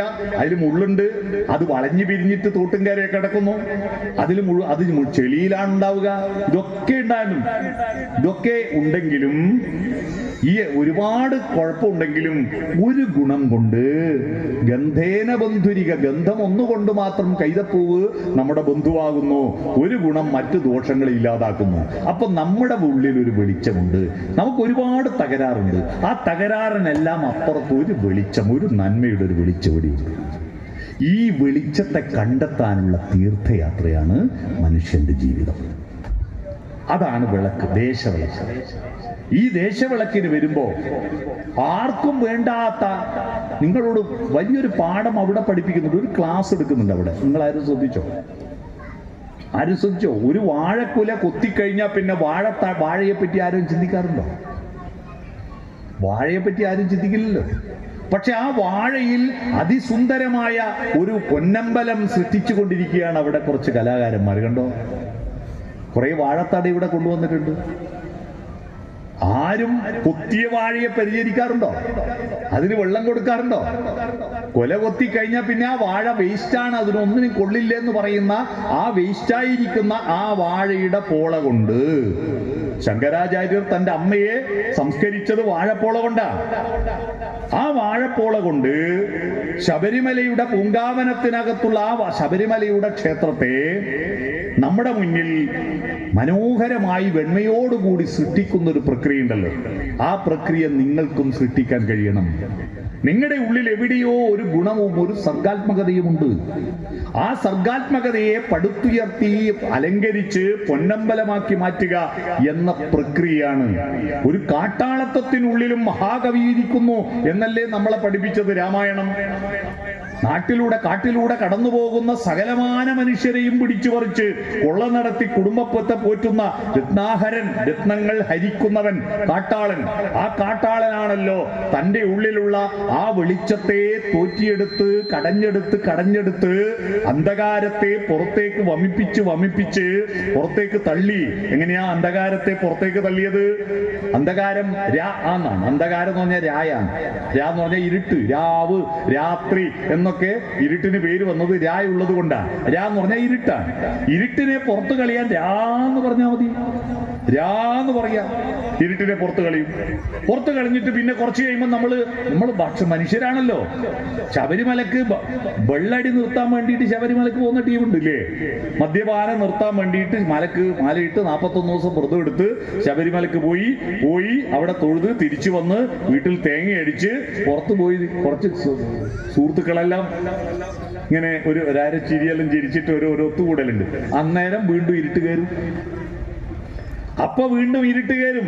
ആ ഇരുട്ട് വീണ്ടും പുറത്താക്കിയ ഇരുട്ടിന് അകത്ത് പ്രവേശിക്കാതിരിക്കാൻ തടയാൻ വേണ്ടി എന്ത് വേണം? മ എന്ന് വായ പൂട്ടണം. മ എന്ന് വായ പൂട്ടണം. രാശബ്ദോച്ചാരണ മാത്രേണ മുഖാൻ നിര്യന്തി പാതക പുനഃപ്രവേശ ഭീര്യാജ മകാരശ്ച കവാടവേൽ. രാ എന്നുച്ചരിക്കും വേളയിൽ ഉള്ളിലുള്ള അന്ധകാരം മുഴുവൻ പുറത്തു പോകണം. പുറത്തുപോയ പാപങ്ങൾ തിരിച്ചകത്ത് പ്രവേശിക്കാതിരിക്കാൻ മ എന്ന് വയപൊട്ടണം. അതാണ് രത്നാഹരൻ അവിടെ ഇരുന്നിട്ട് രാമ രാമ രാമ രാമ രാമ രാമ എന്ന് മന്ത്രം ചൊല്ലിയത്. മനസ്സിലായത്? അങ്ങനെയാണ് അദ്ദേഹത്തിന്റെ ഉള്ളിലുള്ള ആ ചെറിയ വെളിച്ചത്തെ വലിയ വെളിച്ചമാക്കി മാറ്റുന്നു. ആ വലിയ വെളിച്ചമാക്കി മാറ്റിയിട്ട് അത് ലോകത്തിന്റെ വെളിച്ചമായി മാറിയല്ലോ. രാമായണം ലോകത്തെ മുഴുവൻ വായിക്കുന്ന ഒരു പുസ്തകമായി മാറിയില്ലേ? അല്ലേ? കണ്ണുനീരിൽ നിന്ന് കടഞ്ഞെടുത്തിട്ടാണ്, കണ്ണുനീർ കടഞ്ഞിട്ടാണ് ആ കണ്ണുനീർ തുള്ളിയിൽ നിന്ന് ഒരു മഹാകാവ്യസാഗരത്തെ സൃഷ്ടിച്ചു. ആര്? വാൽമീകി. അശ്രുവാൽ കടൽ തീർത്ത ആദിമ കവി പാടി അത്രിയാം മഹർഷിതൻ ആശ്രമവാടം പൂകി. വൈലോപ്പള്ളിയുടെ കവിതയാണ് ഉജ്ജ്വല മുഹൂർത്തം എന്ന കവിത.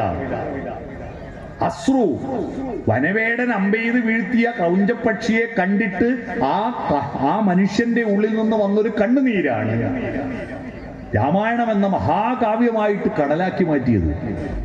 അതുകൊണ്ട് നിങ്ങൾ ആലോചിക്കേണ്ടത്, നിങ്ങളൊരു വലിയ മഹാകവിയാകാൻ, ഒരു മഹാധാർമ്മികനാവാൻ, ഒരു മഹാമനുഷ്യനാവാൻ ഒരുപാട് അറിവും ഒരുപാട് സമ്പത്തൊന്നും വേണ്ട. കൊച്ചു കാര്യങ്ങളിൽ ദൈവത്തെ കാണുക. കൊച്ചു കാര്യങ്ങളിൽ ദൈവത്തെ കാണാൻ പറഞ്ഞുകൊണ്ടൊരു നോവൽ എഴുതിയിരുന്നു ഒരു മലയാളി ഇംഗ്ലീഷിൽ. ആ നോവലിന് ലോകത്ത് ഏറ്റവും കൂടുതൽ വിലയുള്ള സമ്മാനം കിട്ടി, ബുക്കർ പ്രൈസ് കിട്ടും. കൊച്ചു കാര്യങ്ങളിൽ ദൈവത്തെ കാണാൻ. ആ നോവലിന്റെ പേരാണ് ഗോഡ് ഓഫ് സ്മോൾ തിങ്സ്. കൊച്ചു കാര്യങ്ങളിൽ ദൈവത്തെ കാണുക. അതിനെന്ത് വേണം? കീറ്റ്സിന്റെ പ്രശസ്തമായ വേസ്റ്റ്ലാൻഡ് എന്ന നോവലുണ്ട്. നമ്മുടെ രാമായണം പോലെ ഇംഗ്ലണ്ടിലെ ഇതിഹാസ നോവലാണ്.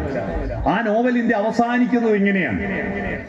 ആ നോവൽ അവസാനിക്കുന്നത് London bridge is falling down, falling down, falling down. ദത്താ ദയധ്വം ദമ്യത ഓം ശാന്തി ശാന്തി ശാന്തി എന്ന്. ലണ്ടൻ ബ്രിഡ്ജല്ല, എല്ലാം അതിൽ എല്ലാ പാലങ്ങളും പൊളിയും, ഇതാ തകരുന്നു. പക്ഷെ നമ്മൾ ഈ പ്രപഞ്ചവും ഞാനും തമ്മിലിട്ട പാലം പൊളിയരുത്. പൊളിയാതിരിക്കാൻ എന്ത് വേണം? ദത്താ, കൊടുക്കുക, കൊടുക്കുക, മറ്റുള്ളവർക്ക് കൊടുക്കുക.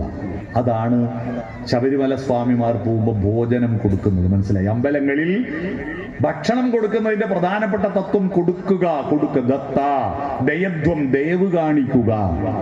ദമ്യത, അവനവനെ അടക്കുക. ഇവിടെ 6 ശത്രുക്കളുണ്ട് നമുക്ക്. നമ്മുടെ ശത്രു ആരാ? നമ്മുടെ ശത്രു ആണോ മിത്രമാണോ എന്ന് നാളെ വോട്ടെണ്ണുമ്പോൾ മനസ്സിലാവും, അല്ലേ? ആരാണ് ശത്രു, ആരാ മിത്രം എന്ന് നാളെ വോട്ടെണ്ണുമ്പോൾ മനസ്സിലാവും. ഈ ശത്രുവൊക്കെ താൽക്കാലികമാണ്, അതൊക്കെ സാങ്കേതികമാണ്. വോട്ട് എന്ന് പറയുന്നത് ഒരു മിഷനിൽ നമ്മൾ ഞെക്കുമ്പോൾ കിട്ടുന്ന ചിഹ്നം മാത്രമാണ്. യഥാർത്ഥത്തിൽ ശത്രു പുറത്തൊന്നുമില്ല. രാഷ്ട്രീയപരമായ ശത്രുവൊന്നുമല്ല. രാഷ്ട്രീയത്തിന്റെ പേരിൽ ശത്രുത്വം ഉണ്ടാവുന്നു എന്ന് പറഞ്ഞാൽ അവന് രാഷ്ട്രീയത്തിന്റെ ABCD അറിയില്ല എന്ന് മനസ്സിലാക്കുക. മനസ്സിലായി?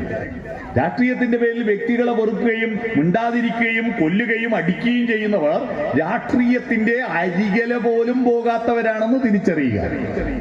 ശത്രു അവനവന്റെ ഉള്ളിലാണ്. ആരാ? തത്ര കാമക്രോധ ലോപമോഹാദികൾ ശത്രുക്കളാകുന്നതൊന്നും അറിയുക നീ എന്ന് ലക്ഷ്മണനെ ഉപദേശിക്കുന്നുണ്ടല്ലോ രാമൻ. കാമം, കാമം എന്ന് പറഞ്ഞാൽ കാമം വേണ്ടേ? കാമം ഇല്ലേ നമുക്ക് മക്കളുണ്ടാവുമോ? കാമം ഇല്ലേ നമ്മളുണ്ടാവോ? കാമനെ ഉപയോഗിച്ചിട്ടാണല്ലോ ആരെ ഉണ്ടാക്കിയത്? സുബ്രഹ്മണ്യനുണ്ടായത് എങ്ങനെയാ? കുമാരസംഭവം എന്ന കാവ്യം വായിക്കൂ. കുമാരസംഭവം എന്ന കാവ്യം വായിച്ചു നോക്കൂ. ആ കാവ്യത്തിൽ തപസ്സു ചെയ്യുന്ന ശിവനെ ഉണർത്താൻ വേണ്ടിയിട്ട് മല്ലികാബാണൻ തന്റെ വില്ലെടുത്തു, അല്ലെ? മന്ദാരമലർ കൊണ്ടു ശരം തൊടുത്തിട്ട് കാമം ഉണ്ടാക്കി. കാമദേവൻ ഉണർന്നപ്പോഴാണല്ലോ ശിവൻ പാർവതിയോട് ഇഷ്ടം തോന്നിയത്. അപ്പൊ കാമം വേണം. കാമം ഈ പ്രപഞ്ചത്തിന്റെ നിലനിൽപ്പാണ്. മാനിന് കസ്തൂരി മണം ചേർക്കുന്നത് കാമനെ ആകർഷിക്കുവാൻ വേണ്ടിയിട്ടാണ്. കാമനെ ആരാധിക്കുന്ന രാജ്യമാണ് ഇന്ത്യ, അല്ലേ? കാമനെ ആരാധിക്കുന്ന നാടല്ലേ, അല്ലേ? കാമനെ പൂര മഹോത്സവം എന്ന് പറഞ്ഞാൽ കാമനെയാണ് പൂജിക്കുന്നത്. ഞങ്ങളുടെ നാട്ടിൽ ഏറ്റവും വലിയ മഹോത്സവമാണ് പൂര മഹോത്സവം. കാമൻ എന്ന ദൈവത്തെയാണ് ആരാധിക്കുന്നത്. അതാണ് മാനിന് കസ്തൂരി മണം ചേർക്കുന്നത്, ഒരു പുഴുവിനെ പൂമ്പാറ്റിയായി ഉടുപ്പിക്കുന്നത്, ഇരുമീനണക്കായി ഒരു സാഗരം തീർക്കുന്നത്. വിവാഹപ്രായത്തുമ്പോൾ അതുവരെ ചെറുപ്പത്തിൽ പുകയിലത്തണ്ട് പോലെ നടന്നൊരു പെണ്ണിനെ ഒരു 15, 16, 17 വയസ്സാവുമ്പോഴേക്ക് കൊക്കും പൂവും ചുവന്നിട്ട് സുന്ദരിയാക്കി മാറ്റുന്ന പ്രകൃതി സുന്ദരിയാക്കി മാറ്റുന്നത് കാമം ഉണ്ടാകണമെന്നതാ. അതിനെ നിഷേധിക്കുന്ന പുതിയ പെൺകുട്ടികളുടെ ഒരു പ്രവണതയുണ്ട് കേട്ടോ. പുതിയ പെൺകുട്ടികൾ പറയാ ജോലി കിട്ടിയിട്ടേ കല്യാണം കൊണ്ടെന്ന് പറഞ്ഞാൽ ഒരു തെറ്റുമില്ല. അവരുടെ അവകാശമാണ്, അവരുടെ വ്യക്തിത്വമാണ്. അതെല്ലാം വേണ്ട, എന്നാ കല്യാണമേ വേണ്ട എന്ന് എന്തിന് വേറെ വീട്ടിൽ പോകുന്നു? ഓന്റെ വീട്ടിൽ പോയി താമസിക്കേണ്ട ആവശ്യം എന്താന്ന് പറഞ്ഞിട്ട് ഞാനിങ്ങനെ ഒറ്റത്തടിയാന്ന് പറഞ്ഞ് നടക്കുന്ന പല പെൺകുട്ടികളും മുതിർന്നാൽ കരഞ്ഞുകൊണ്ട് മരിക്കുന്ന ഒരവസ്ഥയിലേക്ക് പോകും. ഒരു കുട്ടിയെ സൃഷ്ടിക്കുക, നമ്മുടെ സസ്റ്റൈനബിളാണ്. നമുക്ക് കുട്ടിയെ സൃഷ്ടിക്കുക, അവർക്ക് പുതിയ അക്ഷരങ്ങൾ പറഞ്ഞു കൊടുക്കുക, അതൊക്കെ മനുഷ്യന്റെ ദൗത്യമാണ്. എന്നാൽ ഇപ്പൊ നമ്മുടെ നാട്ടിലൊക്കെ ഒരു ട്രെൻഡ് വന്നത്, ഈ പെൺകുട്ടികള് ഒരു വിവാഹം ഉറപ്പിച്ചിട്ട് ആ വിവാഹം ഉറപ്പിച്ച ആ പയ്യന്റെ ഫോട്ടോ അവളുടെ കൂട്ടുകാരുടെ ഗ്രൂപ്പിലങ്ങിടും. ഗ്രൂപ്പിലിട്ട ഈ ബാക്കി പെൺകുട്ടികളുണ്ടല്ലോ, ഈ ഞണ്ടിനെ ചട്ടിയിലിട്ട പോലെയാ. ഞണ്ടിനെ ചട്ടിയിലിട്ടിട്ട് ജീവനോടെ ഇട്ടാല് ഏതെങ്കിലും ഒരു ഞണ്ട് കഷ്ടപ്പെട്ട് ബക്കത്ത് കയറി പിടിച്ച് രക്ഷപ്പെടും തോന്നിയാ ബാക്കി എല്ലാ ഞണ്ടും കൂടി അതിന്റെ കാല് പിടിക്കും, എന്നിട്ട് ഉരുണ്ട് അതിൽ തന്നെ ഒരിക്കലും രക്ഷപ്പെടാൻ പോകും. അതുപോലെ ഒരു പെണ്ണ് വിവാഹം നടക്കാൻ പോകുന്നു വരുമ്പോ ഗ്രൂപ്പിൽ ഇട്ടപ്പോ ബാക്കി കുട്ടികൾ ആദ്യത്തെ കമന്റ് അയ്യേ വയസ്സൻ എന്നാണ്. അതിനോടുകൂടി നിശ്ചയം ഉറപ്പിച്ച് കല്യാണത്തിന് ക്ഷണിക്കുകയും ചെയ്ത ഇവൾ പറയാൻ എനക്കൊന വേണ്ടാന്ന്. കാരണം ഇവളുടെ ഒരൊറ്റ കമന്റ്. ഒരാളെ രക്ഷപ്പെടാൻ വിടാതിരിക്കുക. കുറെ പെൺകുട്ടികൾ, എല്ലാവരും അല്ലേ, ചില പെൺകുട്ടികൾ കല്യാണം മുടക്കി, ആൺകുട്ടികൾ കല്യാണം മുടക്കുന്നില്ല കേട്ടോ, പെൺകുട്ടികൾ കല്യാണം മുടക്കികളാണ് ഇപ്പൊ പുതിയൊരു ട്രെൻഡാണത്. അത് ശ്രദ്ധിക്കണം, മഹാപാപമാണ് ഇവർ ചെയ്യുന്നതെന്ന്. അപ്പൊ കാമം വേണം, പക്ഷെ അത് എവിടെ, എപ്പോൾ, എങ്ങനെ എന്നതാണ് ചോദ്യം. മനസ്സിലായോ? എവിടെ, എപ്പോൾ, എങ്ങനെ എന്നതാണ് ചോദ്യം. അതിന് സമൂഹം നിശ്ചയിച്ചു തന്നിരിക്കുന്ന മനോഹരമായിരിക്കുന്ന ഒരു ചടങ്ങാണല്ലോ വിവാഹം. വിവാഹം എന്ന് പറഞ്ഞാൽ വിശേഷപ്പെട്ട വഹിക്കലാണ്. അവന്റെ സുഖവും ദുഃഖവും ഞാനും വഹിക്കും, എന്റെ സുഖവും ദുഃഖവും അവനും വഹിക്കും. അതാണ് വിശേഷപ്പെട്ട വഹിക്കൽ. ആശാന്റെ സീത പറയുന്നുണ്ട്, പരിപാവനമാം വിവാഹമേ ശ്രുതിമന്ദാര മനോജ്ഞ പുഷ്പമായി ക്ഷിതിയിൽ കുളിരേകി നിന്നിൻ ഗതികാൻകയത്രയതപ്പതിച്ചു നീ എന്ന്. ശ്രുതിമന്ദാര മനോജ്ഞ പുഷ്പമാണെന്ന് പറഞ്ഞാൽ വേദങ്ങളിലെ മന്ദാരപ്പൂവാണ് വിവാഹം എന്നാ സീത പറയുന്നത്. ആ മന്ദാരപ്പൂവ് വേണ്ടെന്ന് വെക്കരുത്, കാമം വേണം, പക്ഷേ വിവാഹം എന്ന ആ കൺട്രോളിലൂടെ, അതിന്റെ വഴിയിലൂടെ എന്ന് പറഞ്ഞാൽ കാർത്തലച്ച് എങ്ങോട്ടെങ്കിലും ഒഴുകിപ്പോകുന്ന ഒരു കാട്ടാറല്ല കാമം. നമുക്ക് ആവശ്യമുള്ള കൃഷിയിടത്തിൽ മാത്രം കൃഷി ഇറക്കുന്ന ഒരു കനാലാണ് കാമം. മനസ്സിലായോ? അപ്പോ കാമത്തെ കൺട്രോൾ ചെയ്യണം. കാമം, ക്രോധം, ദേഷ്യം വരാനേ പാടില്ല എന്ന് സ്ഥിരം ഉപദേശിക്കുന്ന ഒരു ഗുരു ഉണ്ടായിരുന്നു. ആരോടും ദേഷ്യം വരരുത്, ദേഷ്യം വന്നാൽ മാതാപിതൃ ഭ്രാതൃ മിത്ര സഖികളെ കോപം നിമിത്തം ക്രോധം നിമിത്തം ഹരിക്കുന്നു പുമാൻ. അപ്പൊ ഒരു ശിഷ്യൻ ചോദിച്ചു, അല്ല ഗുരു, നിങ്ങൾക്ക് ദേഷ്യം വരൂലേ? ഇല്ല, എനിക്ക് ദേഷ്യം വരൂല, എനിക്ക് ഇതിന്റെ പ്രയാസം അറിയുന്ന ആളാണ്, അതുകൊണ്ട് ദേഷ്യം വരൂല. വീണ്ടും അദ്ദേഹം ക്രോധത്തിന്റെ തകരാറ് പറഞ്ഞു കൊടുക്കുമ്പോൾ വീണ്ടും ഈ ശിഷ്യൻ ചോദിച്ചു, നിങ്ങൾക്ക് ദേഷ്യം വരില്ല എന്ന് ഉറപ്പാ? ഞാൻ നേരത്തെ പറഞ്ഞില്ലടോ ദേഷ്യം വരില്ല എന്ന്. പിന്നെയും പറഞ്ഞു കൊടുക്കുമ്പോൾ ഇപ്പം വീണ്ടും ചോദിച്ചു, സത്യമായിട്ട് നിങ്ങൾക്ക് ദേഷ്യം വരൂലേ? നിന്നോടല്ലടാ പറഞ്ഞ ഞാൻ ദേഷ്യം വരൂല. അപ്പോ ശിഷ്യൻ പറഞ്ഞു, മനസ്സിലായി എന്ന് പറഞ്ഞതാണ്. ദേഷ്യം ഒരിക്കലും ദേഷ്യം വരാൻ പാടില്ല എന്ന് പറഞ്ഞത് തെറ്റാണ്. ദേഷ്യത്തെ കൺട്രോൾ ചെയ്യണം, എവിടെ എപ്പോൾ പ്രയോഗിക്കണം. ഒരു പോലീസ് ഉദ്യോഗം ദേഷ്യം വരാൻ പാടില്ലെന്ന് ഉപദേശം കിട്ടിയിട്ട് ഒരുത്തം നല്ലോണം പഠിച്ചിട്ട് PSC എഴുതിയിട്ട് SI പോസ്റ്റ് കിട്ടി. അവിടെ എത്തിയിട്ട് ഒരു ജനക്കൂട്ട് ആക്രമിക്കാൻ വരുമ്പോ ഗുരു പറഞ്ഞിരിക്കുന്നത് ദേഷ്യം വരാൻ പാടില്ല എന്ന്. മക്കളെ, നിങ്ങൾക്കൊക്കെ വീട്ടിൽ പോയാൽ പോരെ എന്ന് പറഞ്ഞാൽ നടക്കുമോ? ആവശ്യം ഉള്ളെടുത്ത്. പക്ഷേ 50 പൈസക്ക് 500 റുപ്യന്റെ ദേഷ്യം വരാൻ പാടില്ല. മനസ്സിലായോ? നമ്മളെ കുട്ടികളെ അമ്മമാര് പഠിപ്പിക്കുക, സ്കൂളും വിട്ട് വരുമ്പോ കുട്ടികളുടെ ഒരു കുടുക്ക് പൊട്ടിയ കണ്ടാൽ മതി. ഒരു കുടുക്കിന് 50 പൈസയേ ഉള്ളൂ, അതിന് 500 റുപ്യന്റെ ശകാരായിരിക്കും അല്ലേ? പൊട്ടിക്കും, നശിപ്പിക്കും പറയും. അങ്ങനെയാണ് ഈ കുട്ടികൾ ദേഷ്യം വർദ്ധിക്കുന്നത്. ഈ ദേഷ്യം വരുമ്പോ അത് അടക്കാൻ പഠിക്കണം. ഒരു കുഞ്ഞിനെയും കൊണ്ട് ഒരാൾ നടന്നു പോവാ. കുഞ്ഞിനെയും കൊണ്ട് നടന്നു പോകുമ്പോ കുട്ടി വല്ലാത്ത നിലവിളിക്കുന്നു, കരയുണ്ട്, ബഹളം വെക്കുന്നു. അപ്പോൾ ഇയാള് അടങ്ങ് മാധവ എന്ന് പറഞ്ഞ് കുട്ടിക്ക് മിഠായി വാങ്ങി കൊടുത്തു. മിഠായി തീർന്നതും കുട്ടി വീണ്ടും കരയാൻ തുടങ്ങി. അപ്പോൾ അടങ്ങ് മാധവ എന്ന് പറഞ്ഞ് ഹോട്ടലിൽ കയറി ഭക്ഷണം സാധനങ്ങൾ വാങ്ങി കൊടുത്തു. അത് തീർന്നതും കുട്ടി കരയാൻ തുടങ്ങി. അപ്പൊ കളിപ്പാട്ടം വാങ്ങി കൊടുത്തു. കളിപ്പാട്ടം കളിച്ച് കുറച്ച് കഴിഞ്ഞ് വലിച്ചെറിഞ്ഞ് വീണ്ടും കുട്ടി കരയാൻ തുടങ്ങി. ഇങ്ങനെ എന്തൊക്കെ വാങ്ങിക്കൊടുത്തിട്ടും കുട്ടി കരയുന്നു. അപ്പോഴെല്ലാം അടങ്ങ് മാധവ എന്ന് പറഞ്ഞിട്ട് കുട്ടി കരഞ്ഞുകൊണ്ടിരിക്കുക.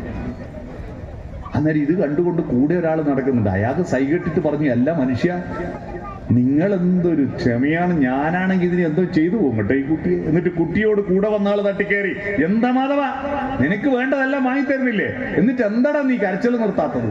അപ്പൊ അയാൾ പറഞ്ഞു, അയ്യോ കുട്ടീന്റെ പേര് മാധവെന്നല്ല, രാജേഷ് എന്നാണ്. പിന്നെ നിങ്ങൾ ആരോടാ ഇടക്കിടക്ക് അടങ്ങ് മാധവ എന്ന് പറഞ്ഞ ആരാ മാധവൻ? അപ്പൊ അയാൾ പറയാ, മാധവൻ ഞാൻ തന്നെയാ. എനിക്ക് ദേഷ്യം വന്നിട്ട് ഞാൻ എന്നോട് തന്നെ പറയാ, അവനവനെ അടക്കാൻ പഠിക്കണ്ടേ, അവനവനെ അടക്കാൻ പഠിക്കണം. അതാണ് ക്രോധം, കാമക്രോധ ലോഭം എന്ന് പറഞ്ഞ ആവശ്യമുള്ളതേ ചെലവഴിക്കാം. നിങ്ങളുടെ അടുത്ത് കാശുണ്ട് എന്ന് കരുതിയിട്ട് നിങ്ങളുടെ വീട്ടിലെ കുട്ടിയുടെ വിവാഹത്തിന്റെ ജന്മദിനത്തിന്റെ ജന്മദിനാഘോഷം നടത്തുമ്പോൾ വലിയ കേക്ക് വാങ്ങി. എന്നിട്ട് ആ കേക്ക് മുഴുവൻ മുറിച്ചിട്ട് തിന്നാനല്ല, മുഖത്തൊരക്കാനും എറിയാനും ഉപയോഗിച്ചിട്ടുണ്ടെങ്കിൽ ആ കേക്ക് നിങ്ങളുടെ കാശാണെങ്കിലും നിങ്ങളുടെ കാശ് നിങ്ങൾ ജനിക്കുമ്പോൾ കൊണ്ടുവന്നതല്ല. നിങ്ങൾ കാശുണ്ടാക്കിയത് ഈ ഭൂമിയിലെ ദൈവം തന്നാലേ പ്രകൃതി തന്നിരിക്കുന്ന ഭക്ഷണ വിഭവങ്ങൾ കൊണ്ട് അധ്വാനിച്ചിട്ടും ഇവിടെയുള്ള വസ്തുക്കളെ കൂട്ടിച്ചേർത്തിട്ടുമാണ് നീ ഈ കാശ് മുഴുവൻ ഉണ്ടാക്കിയത്. ആ കാശ് ദൂർത്തടിച്ച് ആർക്കും ഉപകാരമില്ലാത്ത മട്ടിലേക്ക് വലിച്ചെറിയാൻ നിനക്ക് അധികാരമില്ല. ലോഭം പാടില്ല, ലോഭം പാടില്ല. കാമക്രോധ ലോഭം, മോഹം, കണ്ടതെല്ലാം എനിക്ക് വേണം, എനിക്ക് ആവശ്യമുള്ളത് മതി. ഈ മോഹം ഇപ്പൊ വർദ്ധിപ്പിക്കുവാൻ വേണ്ടിയിട്ട് പണ്ടെല്ലാം പട്ടണത്തിൽ ഒരാൾ സാധനം വാങ്ങാൻ പോകുന്നത് വീട്ടിൽ ഒരു പാത്രം വേണം, അല്ലെ ഒരു കൊടുവാള് വേണം, അല്ലെങ്കിൽ ഒരു ചട്ടി വേണം, അല്ലെങ്കിൽ ഒരു ഷർട്ട് വേണം എന്ന് വിചാരിച്ചിട്ട് അത് വാങ്ങാനായിരുന്നു പോയിരുന്നത് അല്ലേ. എന്നാൽ ഇന്നോ എന്ത് വേണമെന്ന് എനിക്ക് ഒരു പിടിയില്ല. ഞാൻ മാർക്കറ്റിൽ ചെന്നിട്ട് മാർക്കറ്റിലെ കാര്യങ്ങളും അതിന്റെ നിറങ്ങളും കണ്ടിട്ട് എന്നെ മോഹിപ്പിച്ചിട്ട് ഞാൻ കണ്ടതെല്ലാം വാങ്ങിക്കൊടുക്കുക. 99 രൂപയുടെ മഹാമേള എന്ന് പറഞ്ഞിട്ട് കണ്ടില്ലേ? അവിടുന്ന് വാങ്ങുന്ന ഒരു സാധനം ഒരാൾക്ക് ഉപകാരമില്ലാത്തതായിരിക്കും. പക്ഷെ 99 ഉള്ളൂ എന്ന് വിചാരിച്ചിട്ട് സകലതും വാങ്ങിക്കൊണ്ടുവരും. ഇതൊക്കെ മനുഷ്യന്റെ മോഹത്തെ ഉപയോഗപ്പെടുത്തിയിട്ട് നടത്തുന്ന വൻകിട കമ്പനികളുടെ സൂത്രപ്പണികളാണ്. അതിലൂടെ ഈ ലോകത്തിനുണ്ടാകുന്ന നഷ്ടം വലുതാണ്. അപ്പൊ ലോഭം, മോഹം, പിന്നെ മതം, ഞാൻ മാത്രമാണ് ശരി, മതം അല്ലേ, ഞാൻ മാത്രമാണ് ശരി. ഇതെങ്ങനെയാ കുട്ടികളിൽ ഉണ്ടാവുന്നത്? നിങ്ങളുടെ വീട്ടിലുള്ള ചർച്ചകൾ ഉപനിഷത്തുണ്ടോ? വീട്ടിൽ സഹനാവവധു ഉണ്ടോ? എന്താ സഹനാവവധു? ഒരുമിച്ചിരുന്ന് ചർച്ച ചെയ്യണം. വീട്ടിൽ ആരും ഇപ്പൊ ഒരുമിച്ചിരിക്കുന്നില്ല. ഇരിക്കുന്നുണ്ട്, കയ്യില് ഇടത്തെ കയ്യില് വെറ്റില ഉണ്ടാവും, അതിലിങ്ങനെ 100 തേച്ചുകൊണ്ടിരിക്കും അല്ലേ. പണ്ടാണെങ്കിൽ മുത്തശ്ശനും മുത്തശ്ശിയും വെറ്റിലയിൽ 100 തേക്കും. ഇപ്പൊ കുട്ടികളുടെ വെറ്റില എന്ന് പറയുന്നത് ആൻഡ്രോയിഡ് ഫോണാണ്, അതിലിങ്ങനെ തേക്കലാണ് കുട്ടികളുടെ പ്രധാന പണി. അല്ലെ TV തുറന്ന് വെച്ചിരിക്കും, ഒന്നും പരസ്പരം ചർച്ച ചെയ്യുന്നില്ല. അഥവാ ചർച്ച ചെയ്യുന്നുണ്ടെങ്കിൽ അതാരാ റോഡിലൂടെ പോകുന്നത്? അത് ശിവൻകുട്ടി, മഹാവൃത്തികെട്ടവനാണ്. പിന്നെ ആരാ? ബഷീർ, ഒന്നിനും കൊള്ളൂല. പഞ്ചായത്ത് മെമ്പർ ഒരു ചുക്കിനും കൊള്ളൂല. പ്രസിഡന്റ് പോക്ക, MLA പോക്ക, മന്ത്രി പോക്ക, എല്ലാരും മോശ, ഒരാളെ ഉള്ളൂ ലോകത്ത് നല്ല, അതാരാ? ഞാൻ മാത്രം. ഇത് കേട്ട് കേട്ട് നമ്മുടെ കുട്ടികളുടെ മനോഭാവം I am okay, you are not okay, ഞാൻ മാത്രം ശരി, നിങ്ങളൊന്നും ശരിയല്ല. ഈ അഹന്ത കൊണ്ടാണ് എല്ലാ കലാപവും ഉണ്ടാവുന്നത്. നിങ്ങൾ ആലോചിച്ച് നോക്കൂ, ഈ ലോകത്ത് ഏതാണ്ട് 10-30 ലക്ഷം ആരാധനാലയങ്ങളുണ്ട്. 30 ലക്ഷം ആരാധനാലയങ്ങളുണ്ട് ഈ ലോകത്ത്. അത് റേഷ്യ ചെയ്ത കണക്കിലുള്ളതാണ്, ഇല്ലാത്ത ഒരുപാടുണ്ട്. ഇത്രയും ദൈവങ്ങളും ഉണ്ടായിട്ടും ഈ ലോകത്ത് കഴിഞ്ഞ ഒറ്റ വർഷം 1,19,000 കൊലപാതകം നടന്നു. 2026 അറിയോ? 2026 ഈ ഭൂമിയിൽ നടന്ന കൊലപാതകങ്ങളുടെ എണ്ണം 1,19,000. മനുഷ്യരെ കൊന്നതാ. പുലിയും കടുവയും കൊന്നതല്ല, മനുഷ്യർ കൊന്നതാ. എന്തിന്? തിന്നാൻ വേണ്ടിയാണോ ഇവരെ കൊന്നത്? അല്ല. എങ്ങനെ ഇത് വന്നത്? I am okay, you are not okay എന്ന മനോഭാവം വരുന്നു. ഈ മനോഭാവം ഉണ്ടാകാതിരിക്കാൻ സഹനാവവധു, ഒരുമിച്ചിരിക്കണം. ആ ഒരുമിച്ചിരിക്കുന്നത് എങ്ങനെയാ? നിങ്ങളുടെ കമ്മ്യൂണിക്കേഷൻ, നിങ്ങളുടെ ആശയവിനിമയം സോഫ്റ്റൻ ആവണം. അതിനാണ് മന്ത്രം മെല്ലെ ചൊല്ലുന്നത്. അട്ടഹാസങ്ങൾ നമുക്ക് വേണ്ട. ദൈവങ്ങളുടെ പേരുകൾ അട്ടഹസിച്ചുച്ചരിക്കലല്ല, അല്ലേ? ഹരിവരാസനം. രാത്രി ഉറങ്ങുന്നതിന് മുമ്പ്, ശബരിമല നടയടക്കുന്നതിന് മുമ്പ് അത് കേൾക്കുമ്പോ ഹരിവരാസനം വിശ്വമോഹനം ഹരിദധീശ്വരം ആരാധ്യപാദുകം ഹരിവിമർദ്ദനം നിത്യനർത്തനം ഹരിഹരാത്മജം ദേവമാശ്രയേ. ശരണമയ്യപ്പ സ്വാമി ശരണമയ്യപ്പ, ശരണമയ്യപ്പ സ്വാമി ശരണമയ്യപ്പ, അല്ലേ? അത് ചൊല്ലണം. പക്ഷെ നിങ്ങളെ വീട്ടിൽ നിന്നല്ല ഇപ്പൊ എന്താ ചൊല്ലുന്ന? വീട്ടിലെല്ലാം ആ പെൺകുട്ടിയുടെ ബോഡി എവിടെ നിന്നാണ് കിട്ടിയത് മിസ്റ്റർ പറയൂ എന്ന് പറഞ്ഞിട്ടുള്ള 10:30 മുതൽ ക്രൈം FIR കണ്ടോണ്ടല്ലേ എല്ലാവരും കിടക്കുന്നത്. എല്ലാവരും വൃത്തികെട്ട വാർത്തകൾ, ക്രൈമുകൾ, കൊലപാതകങ്ങൾ, പീഡനങ്ങൾ, ബലാത്സംഗങ്ങളുടെ വാർത്തയും കേട്ടിട്ട് എല്ലാവരും കിടക്കുന്നത്. ഇവരുടെ മനസ്സിലെല്ലാം രാത്രിയിൽ കിടക്കുമ്പോൾ കേട്ടതിങ്ങനെ അവരുടെ സ്വഭാവമായി രൂപപ്പെടുന്ന സത്യം നിങ്ങൾ അറിയുമോ? അതുകൊണ്ട് ശാന്തത വേണം, സോഫ്റ്റനാവണം. സംഗീതത്തിന്റെ പ്രത്യേകത എന്താ? അട്ടഹാസത്തിൽ നിന്ന് മെല്ലെ പറയുമ്പോഴാണ് സംഗീതം ഉണ്ടാവുന്നത്. അട്ടഹാസത്തിന് പറയുന്നത് നിഷാദം എന്ന ശബ്ദമാണ്. കാട്ടാളന്റെ ഒച്ച. രാമൻ രാവണനെ കൊന്നു എന്ന് നമ്മൾ പറയുമ്പോ സിമ്പിളായിട്ടാ കാണുന്നത്. രാവണൻ ആരാന്നറിയുമോ? 10 തലയുള്ളവൻ, മഹാബുദ്ധിമാനായത് കൊണ്ടാ 10 തലയുണ്ടെന്ന് പറയുന്നത്. രാവണന്റെ തെറ്റ് ബഹളം വെക്കുന്നവൻ എന്നാണ്. രാവണൻ എന്ന വാക്കിന്റെ അർത്ഥം രവമുണ്ടാക്കുന്നവൻ.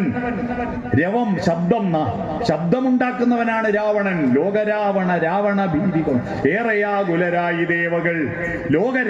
രാവണൻ എന്നാണ്. ലോകത്ത് ബഹളം വെക്കുന്ന രാവണൻ, അതാണ് രാവണൻ എന്ന് പറഞ്ഞാൽ. മനസ്സിലായോ? അതാണ് അദ്ദേഹത്തെ വധിക്കാൻ വേണ്ടിയിട്ട് ദൈവം വരുന്നത്. ശബ്ദം, അട്ടഹാസം, കാട്ടാളത്വം, നിഷാദം. നിഷാദ എന്നല്ലേ ആദ്യം പറഞ്ഞത്? അരുത് കാട്ടാള. നിഷാദൻ കാട്ടാളനാണ്. ഏതാ നിഷാദം? സപ്തസ്വരങ്ങളിൽ ഉച്ചസ്ഥായി ശബ്ദം. നിഷാദം. ഷഡ്ജം, ഋഷഭം, ഗാന്ധാരം, മധ്യമം, പഞ്ചമം, ദൈവതം. നിഷാദം ഒച്ചപ്പാടാണ്. ഒച്ചപ്പാടുണ്ടാക്കുന്നവൻ നിഷാദം. അതിൽ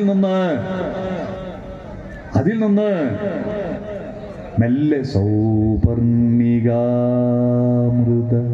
വീചികൾ പാടുന്നു എന്ന അതേ നാദത്തിലാണ് ഹരിവരാസനം. മനസ്സിലായോ? നാദത്തിലേക്ക് വരണം, സോഫ്റ്റനാവണം. സോഫ്റ്റനാവാൻ വേറൊരു സൂത്രം കുടുംബ സദസ്സാന്നല്ലേ പറഞ്ഞത്. കുടുംബങ്ങൾ തിരിച്ചു പോകുമ്പോൾ നിങ്ങൾ വീട്ടിൽ പോയാൽ സോഫ്റ്റനാക്കണം. നിങ്ങൾ എങ്ങനെ?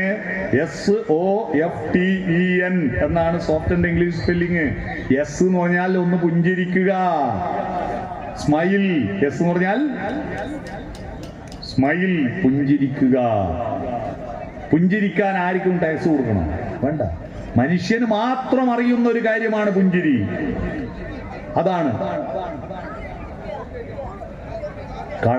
കളമൃദുസ്മിതമാണ്. അയ്യപ്പൻ കളമൃദുസ്മിതം, സുന്ദരമായി പുഞ്ചിരിക്കുന്നവനാണ്. പുഞ്ചിരിയാണ്.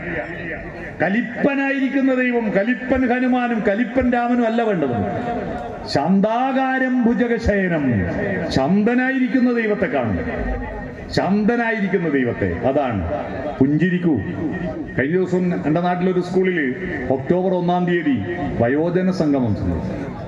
അപ്പൂപ്പൻ അമ്മൂമ്മ, ഗ്രാൻഡ് ഫാദർ ഗ്രാൻഡ് മദർ സംഗമം. ഒരുപാട് ആള് വന്നു. ഒരു കുട്ടിക്ക് 4 ആളുണ്ടാവുമല്ലോ. അവരെ മുഴുവൻ ഒരു ഭാഗത്ത് ഇരുത്തിയിട്ട് ഹെഡ് ടീച്ചറുടെ അധ്യക്ഷ പ്രസംഗത്ത് പറഞ്ഞു, ഇവരെ നോക്കൂ, ഇവരെ സ്നേഹിക്കണം, സഹായിക്കണം, പരിഗണിക്കണം മക്കളെ എന്ന് കുട്ടികളോട് പറഞ്ഞു. കൂട്ടത്തിൽ ടീച്ചർ ഒരു പഴഞ്ചൊല്ല് പറഞ്ഞു. പഴുത്ത പ്ലാവിലെ വീഴുമ്പോ പച്ചപ്ലാവിലെ ചിരിക്കും. പക്ഷെ പച്ചപ്ലാവിലും ഇതുപോലൊരു കാലം പഴുത്ത് വീഴുമെന്ന് ഓർക്കണമെന്ന് പറഞ്ഞപ്പോ ഒരു പയ്യനൊരു സംശയം ചോദിച്ചു. ടീച്ചറെ, ഒരു സംശയം. എന്താ? പഴുത്ത പ്ലാവിലെ വീഴുമ്പോ പച്ചപ്ലാവിലെ ചിരിക്കാതിരുത്താ പഴുക്കാണ്ടിരിക്കുവോ? എന്തായാലും പഴുക്കൂലേ, പിന്നെ ചിരിക്കുന്നല്ലേ നല്ലത്. ഇപ്പൊ എല്ലാവരും ചിരിച്ചില്ലേ? അതാണ്. ഒന്ന് പുഞ്ചിരിക്കൂ, സ്മൈൽ. രണ്ടാമത്തെ S കഴിഞ്ഞ ഓപ്പൺ ഹെഡ്, ഹൃദയം തുറക്കൂ. ഹൃദയം തുറന്ന് വർത്തമാനം പറയൂ. അതാണ് സഹനാവവധു എന്ന് പറഞ്ഞ ഹൃദയം തുറന്ന് കാര്യങ്ങൾ ചർച്ച ചെയ്യണം.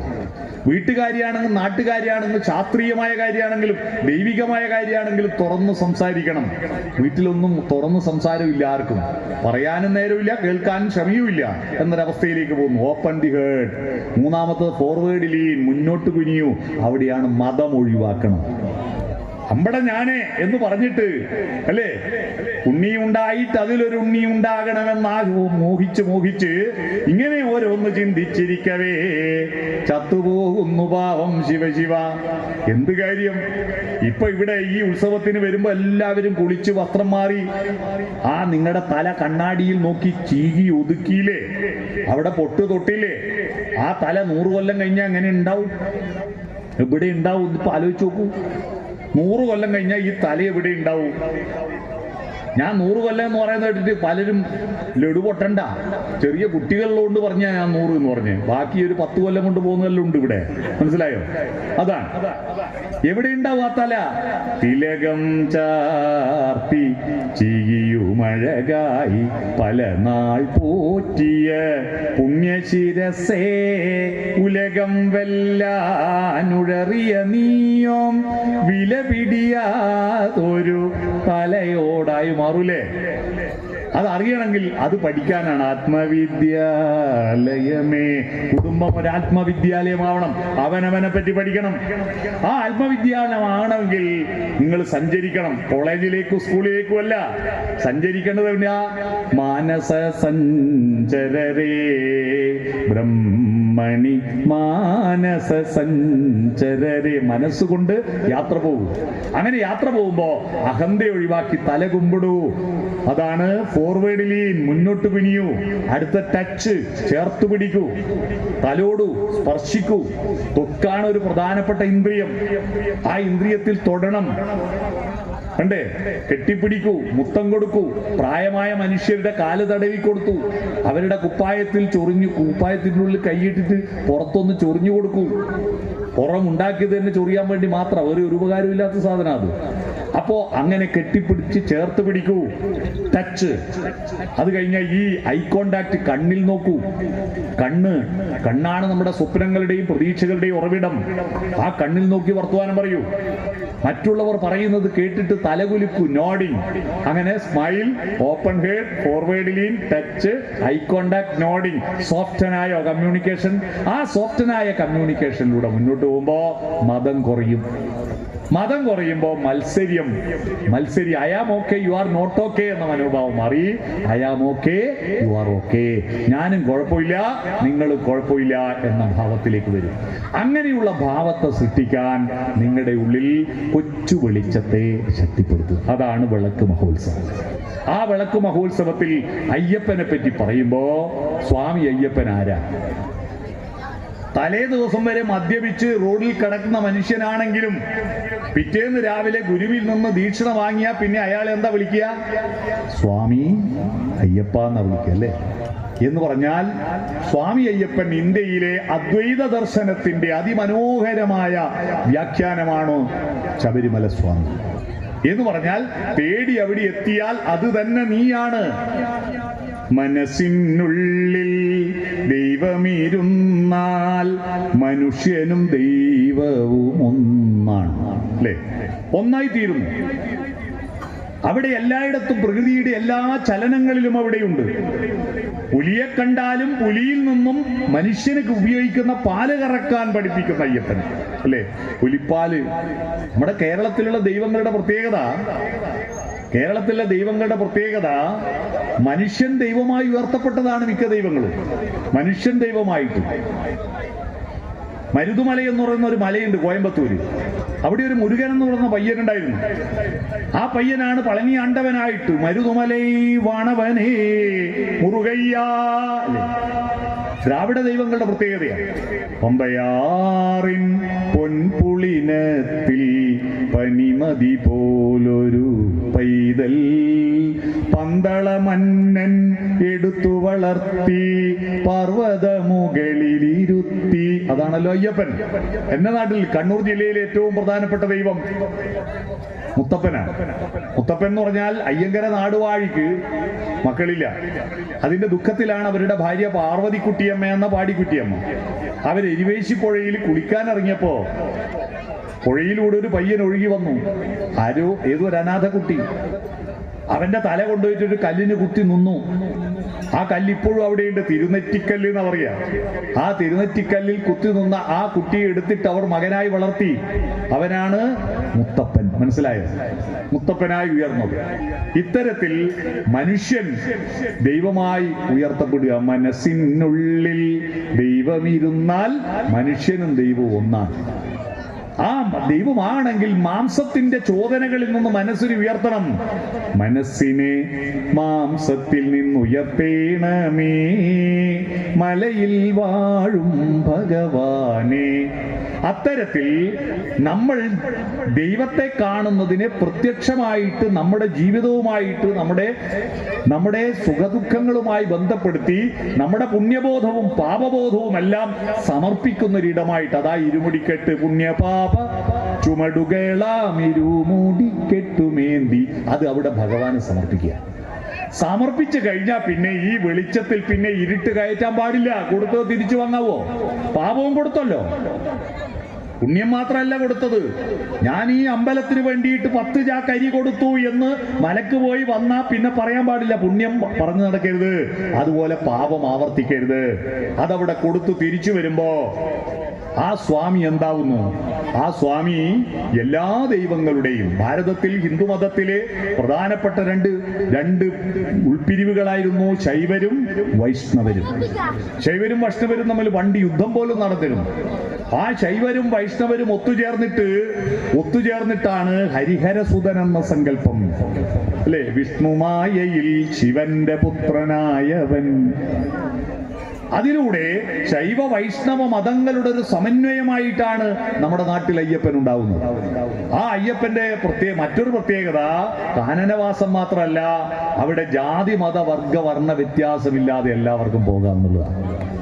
എല്ലാവർക്കും പോവാം. ഇപ്പൊ തിരുപ്പതി അമ്പലത്തിലും പോവാട്ടോ. തിരുപ്പതി അമ്പലത്തിലും എല്ലാവർക്കും പോവാം. അത് ഭാരതത്തിലെ ഹൈന്ദവ ദർശനങ്ങളോട് യോജിച്ചു നിൽക്കുന്നതാണ്. കാരണം എല്ലാറ്റിലും ദൈവത്തെ കാണുക എന്നല്ലേ ഈശാവാസ്യ ഉപനിഷത്ത് പറയുന്നത്. എല്ലാറ്റിലും ദൈവം ഉണ്ടെന്നാ. അപ്പൊ മുസ്ലിമിലും ദൈവമില്ലേ? ക്രിസ്ത്യാനിയിലും ദൈവമില്ലേ? പുലിയിലും ആനയിലും ദൈവമില്ലേ? അപ്പൊ ദൈവമില്ലാത്തൊരിടമില്ല. എല്ലാറ്റിനെയും ദൈവമായി കാണുന്നു. ഈശാവാസ്യം ഇതം സർവം. അപ്പൊ അങ്ങനെയാവുമ്പോ ജാതി മത വർഗ വ്യത്യാസമില്ല. അതാണ് ഭഗവാനും ഒരുമിച്ചു പമ്പയിൽ വിരിവെച്ച് ഭജന സങ്കീർത്തനങ്ങൾ പാടി സദ്യയുണ്ട് പമ്പ വിളക്കു കണ്ട് മടങ്ങി, അല്ലേ? പിന്നെയോ കരിമലമടിയിലെ തീർത്ഥകരായി നിൽക്കുഞ്ഞങ്ങൾക്കൊരു ജാതി, ഒരു മതം, ഒരു ദൈവം. ശ്രീനാരായണ ഗുരുവിന്റെ ദർശനങ്ങളും അയ്യപ്പന്റെ ദർശനങ്ങൾ, അയ്യപ്പന്റെ പ്രാർത്ഥനാക്രമങ്ങളും തമ്മിൽ വളരെ ബന്ധമുണ്ട്.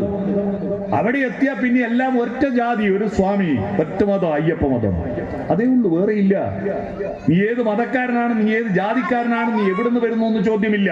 എല്ലാവർക്കും ഒരേ വസ്ത്രം, ഒരേ ഒരു ലക്ഷ്യം ശബരിമാല, ഒരേ ഒരു മോഹം പുണ്യദർശനം, ഒരേ ഒരു മാർഗം 18-ാം പടി, ഒരേ ഒരു മന്ത്രം ശരണമയ്യപ്പ. അങ്ങനെ പോവുക. അങ്ങനെ പോകുന്ന ആ ദൈവം ഇന്ത്യയിൽ തന്നെ മറ്റൊരു വിധത്തിൽ മറ്റെവിടെയും കാണാനില്ല. എല്ലാവരെയും ഒന്നായി കാണുന്നു. ബാബർ സ്വാമിയും അയ്യപ്പനും സുഹൃത്തായി കാണുന്ന, ശൈവന്റെയും വിഷ്ണുവിന്റെയും അംശങ്ങൾ ചേരുന്ന, ഗണപതിയെയും സുബ്രഹ്മണ്യനെയും സോദരനായി കാണുന്ന, കാട്ടിലെ പുലിയും ആനയുമെല്ലാം തന്റെ സുഹൃത്തായി കാണുന്ന, തന്റെ കൂട്ടാളികളായി കാണുന്ന അത്തരത്തിലുള്ള ഒരു വലിയ വിശാലമായ പരിപ്രേക്ഷ്യമുള്ള ഒരു ദൈവസങ്കല്പം നമ്മുടെ കേരളത്തിലെ അയ്യപ്പനല്ലാതെ ഇന്ത്യയിൽ മറ്റെവിടെയും കാണില്ല. അത്രയും വിശാലമായ ഒരു പരിപ്രേക്ഷ്യം. അത് മാത്രമല്ല, മതാതീതമായിട്ട് നമ്മുടെ സ്വാമി അയ്യപ്പൻ സിനിമയിൽ തേടി വരും കണ്ണുകളിൽ ഓടിയെത്തും സ്വാമി, തിരുവിളക്കിൻ കതിരൊളിയിൽ കുടി ഒരുങ്ങിയിരിക്കും സ്വാമി എന്നൊരു പാട്ടോർമ്മയില്ലേ? വാടി വീഴും പൂവുകളിൽ തൊയിലുണർത്തും സ്വാമി, വെള്ളിമണി ശ്രീകോവിലിൽ പാണരുളും സ്വാമി, അയ്യപ്പ സ്വാമി അയ്യപ്പ സ്വാമി. അതിലൊരു വരിയുണ്ട്, നിങ്ങൾ ആരോ ശ്രദ്ധിച്ചോ? വിഷ്ണുവും നീ, ശിവനും നീ, ശ്രീ മുരുകനും നീ, പരാശക്തിയും നീ, ബുദ്ധനും നീ, അയ്യപ്പ സ്വാമി. ഭാരതത്തിലെ മതങ്ങളിലെ ഒരു പ്രമുഖ മതമായിരുന്നു ബുദ്ധമതം. ആ ബുദ്ധന്റെ ശരണം വിളി, ബുദ്ധം ശരണം ഗച്ഛാമി, അതും ശബരിമല അയ്യപ്പന്റെ ശരണം വിളിയുമായിട്ട് ബന്ധമുണ്ട്. അപ്പൊ അതുകൊണ്ടാണ് ആ പാട്ടിൽ ബുദ്ധനും നീ തന്നെ അയ്യപ്പ സ്വാമി എന്ന് പറയുന്നത്. ബുദ്ധന്റെ ഇരിപ്പ് പോലെ തന്നെയാണ് ഏതാണ്ട് അയ്യപ്പ സ്വാമിയുടെ വിഗ്രഹവും ഒരുപോലെയാണ്. അപ്പൊ അത്തരത്തിൽ മതത്തിന്റെ ഒരു ചട്ടക്കൂടിനകത്ത് നിൽക്കാതെ അതിന് വിശാലമായ മാനം കൊടുത്ത് എല്ലാറ്റിനെയും ഉൾക്കൊള്ളുന്ന ഒരു പ്രത്യേകത, അതാണ് ശമനം. എല്ലാറ്റിനോടും ഇഷ്ടം, രതി, എല്ലാറ്റിലും യുദ്ധം അവസാനിപ്പിക്കുന്ന, രണം അവസാനിപ്പിക്കുന്ന പ്രക്രിയ, ഇതെല്ലാം ചേരുന്നതാണ് ശരണം. ആ ശരണം വിളിയിൽ ലക്ഷ്യം വെക്കുന്നത് ശബരിമലയിൽ മകരജ്യോതി വെളിച്ചമാണ്. മകരവിളക്ക് അല്ലേ? മകരവിളക്ക് ആകാശത്തെ വിളക്കും ഭൂമിയിലെ വിളക്കും എല്ലാം തേടിയിട്ടാണ് നടക്കുന്നത്. അതാണ് മകരവിളക്കേ എത്ര പാട്ടുകൾ മകരവിളക്കിനുമായി ബന്ധപ്പെട്ടിട്ടുണ്ട്. അപ്പൊ വിളക്ക്, വെളിച്ചം, ആ വെളിച്ചത്തെ കേന്ദ്രീകരിച്ചുകൊണ്ടുള്ള ഒരു ദൈവസങ്കല്പമാണ് ശബരിമലയിൽ. അതുകൊണ്ടാണ് വലിയ കർപ്പൂരാഴി അവിടെ ഒരുക്കിയിരിക്കുന്നു. വലിയ ആഴി അവിടെ തന്റെ അഹന്തയുടെ തേങ്ങ അവിടെ ഉടച്ച് തകർത്തിട്ട് അതിന് ഈ പ്രപഞ്ചത്തിന്റെ ഭൂതനാഥനായിരിക്കുന്ന, പഞ്ചഭൂതാത്മകമായിരിക്കുന്ന ഈ വെളിച്ചത്തിൽ അതിനെ ഹോമിക്കുന്ന ഒരു പ്രക്രിയ. എന്റെ എല്ലാ അഹന്തയും ആ അഗ്നിയിൽ ഹോമിക്കുന്നതാണ് തേങ്ങ എറിയുന്നത് അല്ലേ? എന്നിട്ടാണ് ആ ശബരിമലയിൽ ദർശനത്തിനായി പോകുന്നത്. അപ്പൊ അത്തരത്തിൽ പലവിധ പ്രത്യേകതകളുള്ള ഒരു ദൈവസങ്കല്പമാണ് ശബരിമല സ്വാമി. ആ സ്വാമിയെ ഒരു ദേശത്തിന്റെ സ്വാമിയും എന്റെ സ്വാമിയാക്കി മാറ്റണമെങ്കിൽ ദേശവിളക്ക് ഒത്തുചേരുമ്പോൾ ആ ദേശത്തിന്, ഓരോ ദേശത്തിനും ഓരോ വെളിച്ചമുണ്ട്. ആ വെളിച്ചത്തെ കൂട്ടിച്ചേർക്കാനുള്ള മനോഹരമായ പ്രക്രിയയാണ് ഈ ദേശവിളക്ക്. നമ്മൾ പുറത്ത്, നിങ്ങൾ പല ജാതിയും പല മതവും പല പാർട്ടിയും ഒക്കെ ഉണ്ടാവും. പക്ഷെ ഒരു നാട്ടുകാരൻ എന്ന രീതിയിൽ ഇപ്പൊ ഞാനിവിടെ വന്നപ്പോ ഒരാളെ പരിചയപ്പെട്ടപ്പോ എൻ്റെ ഒരു സുഹൃത്തായ പ്രേമമാഷയുടെ സുഹൃത്താണ് അയാള്. പ്രേമമാഷയുടെ സുഹൃത്താണ് അയാൾ.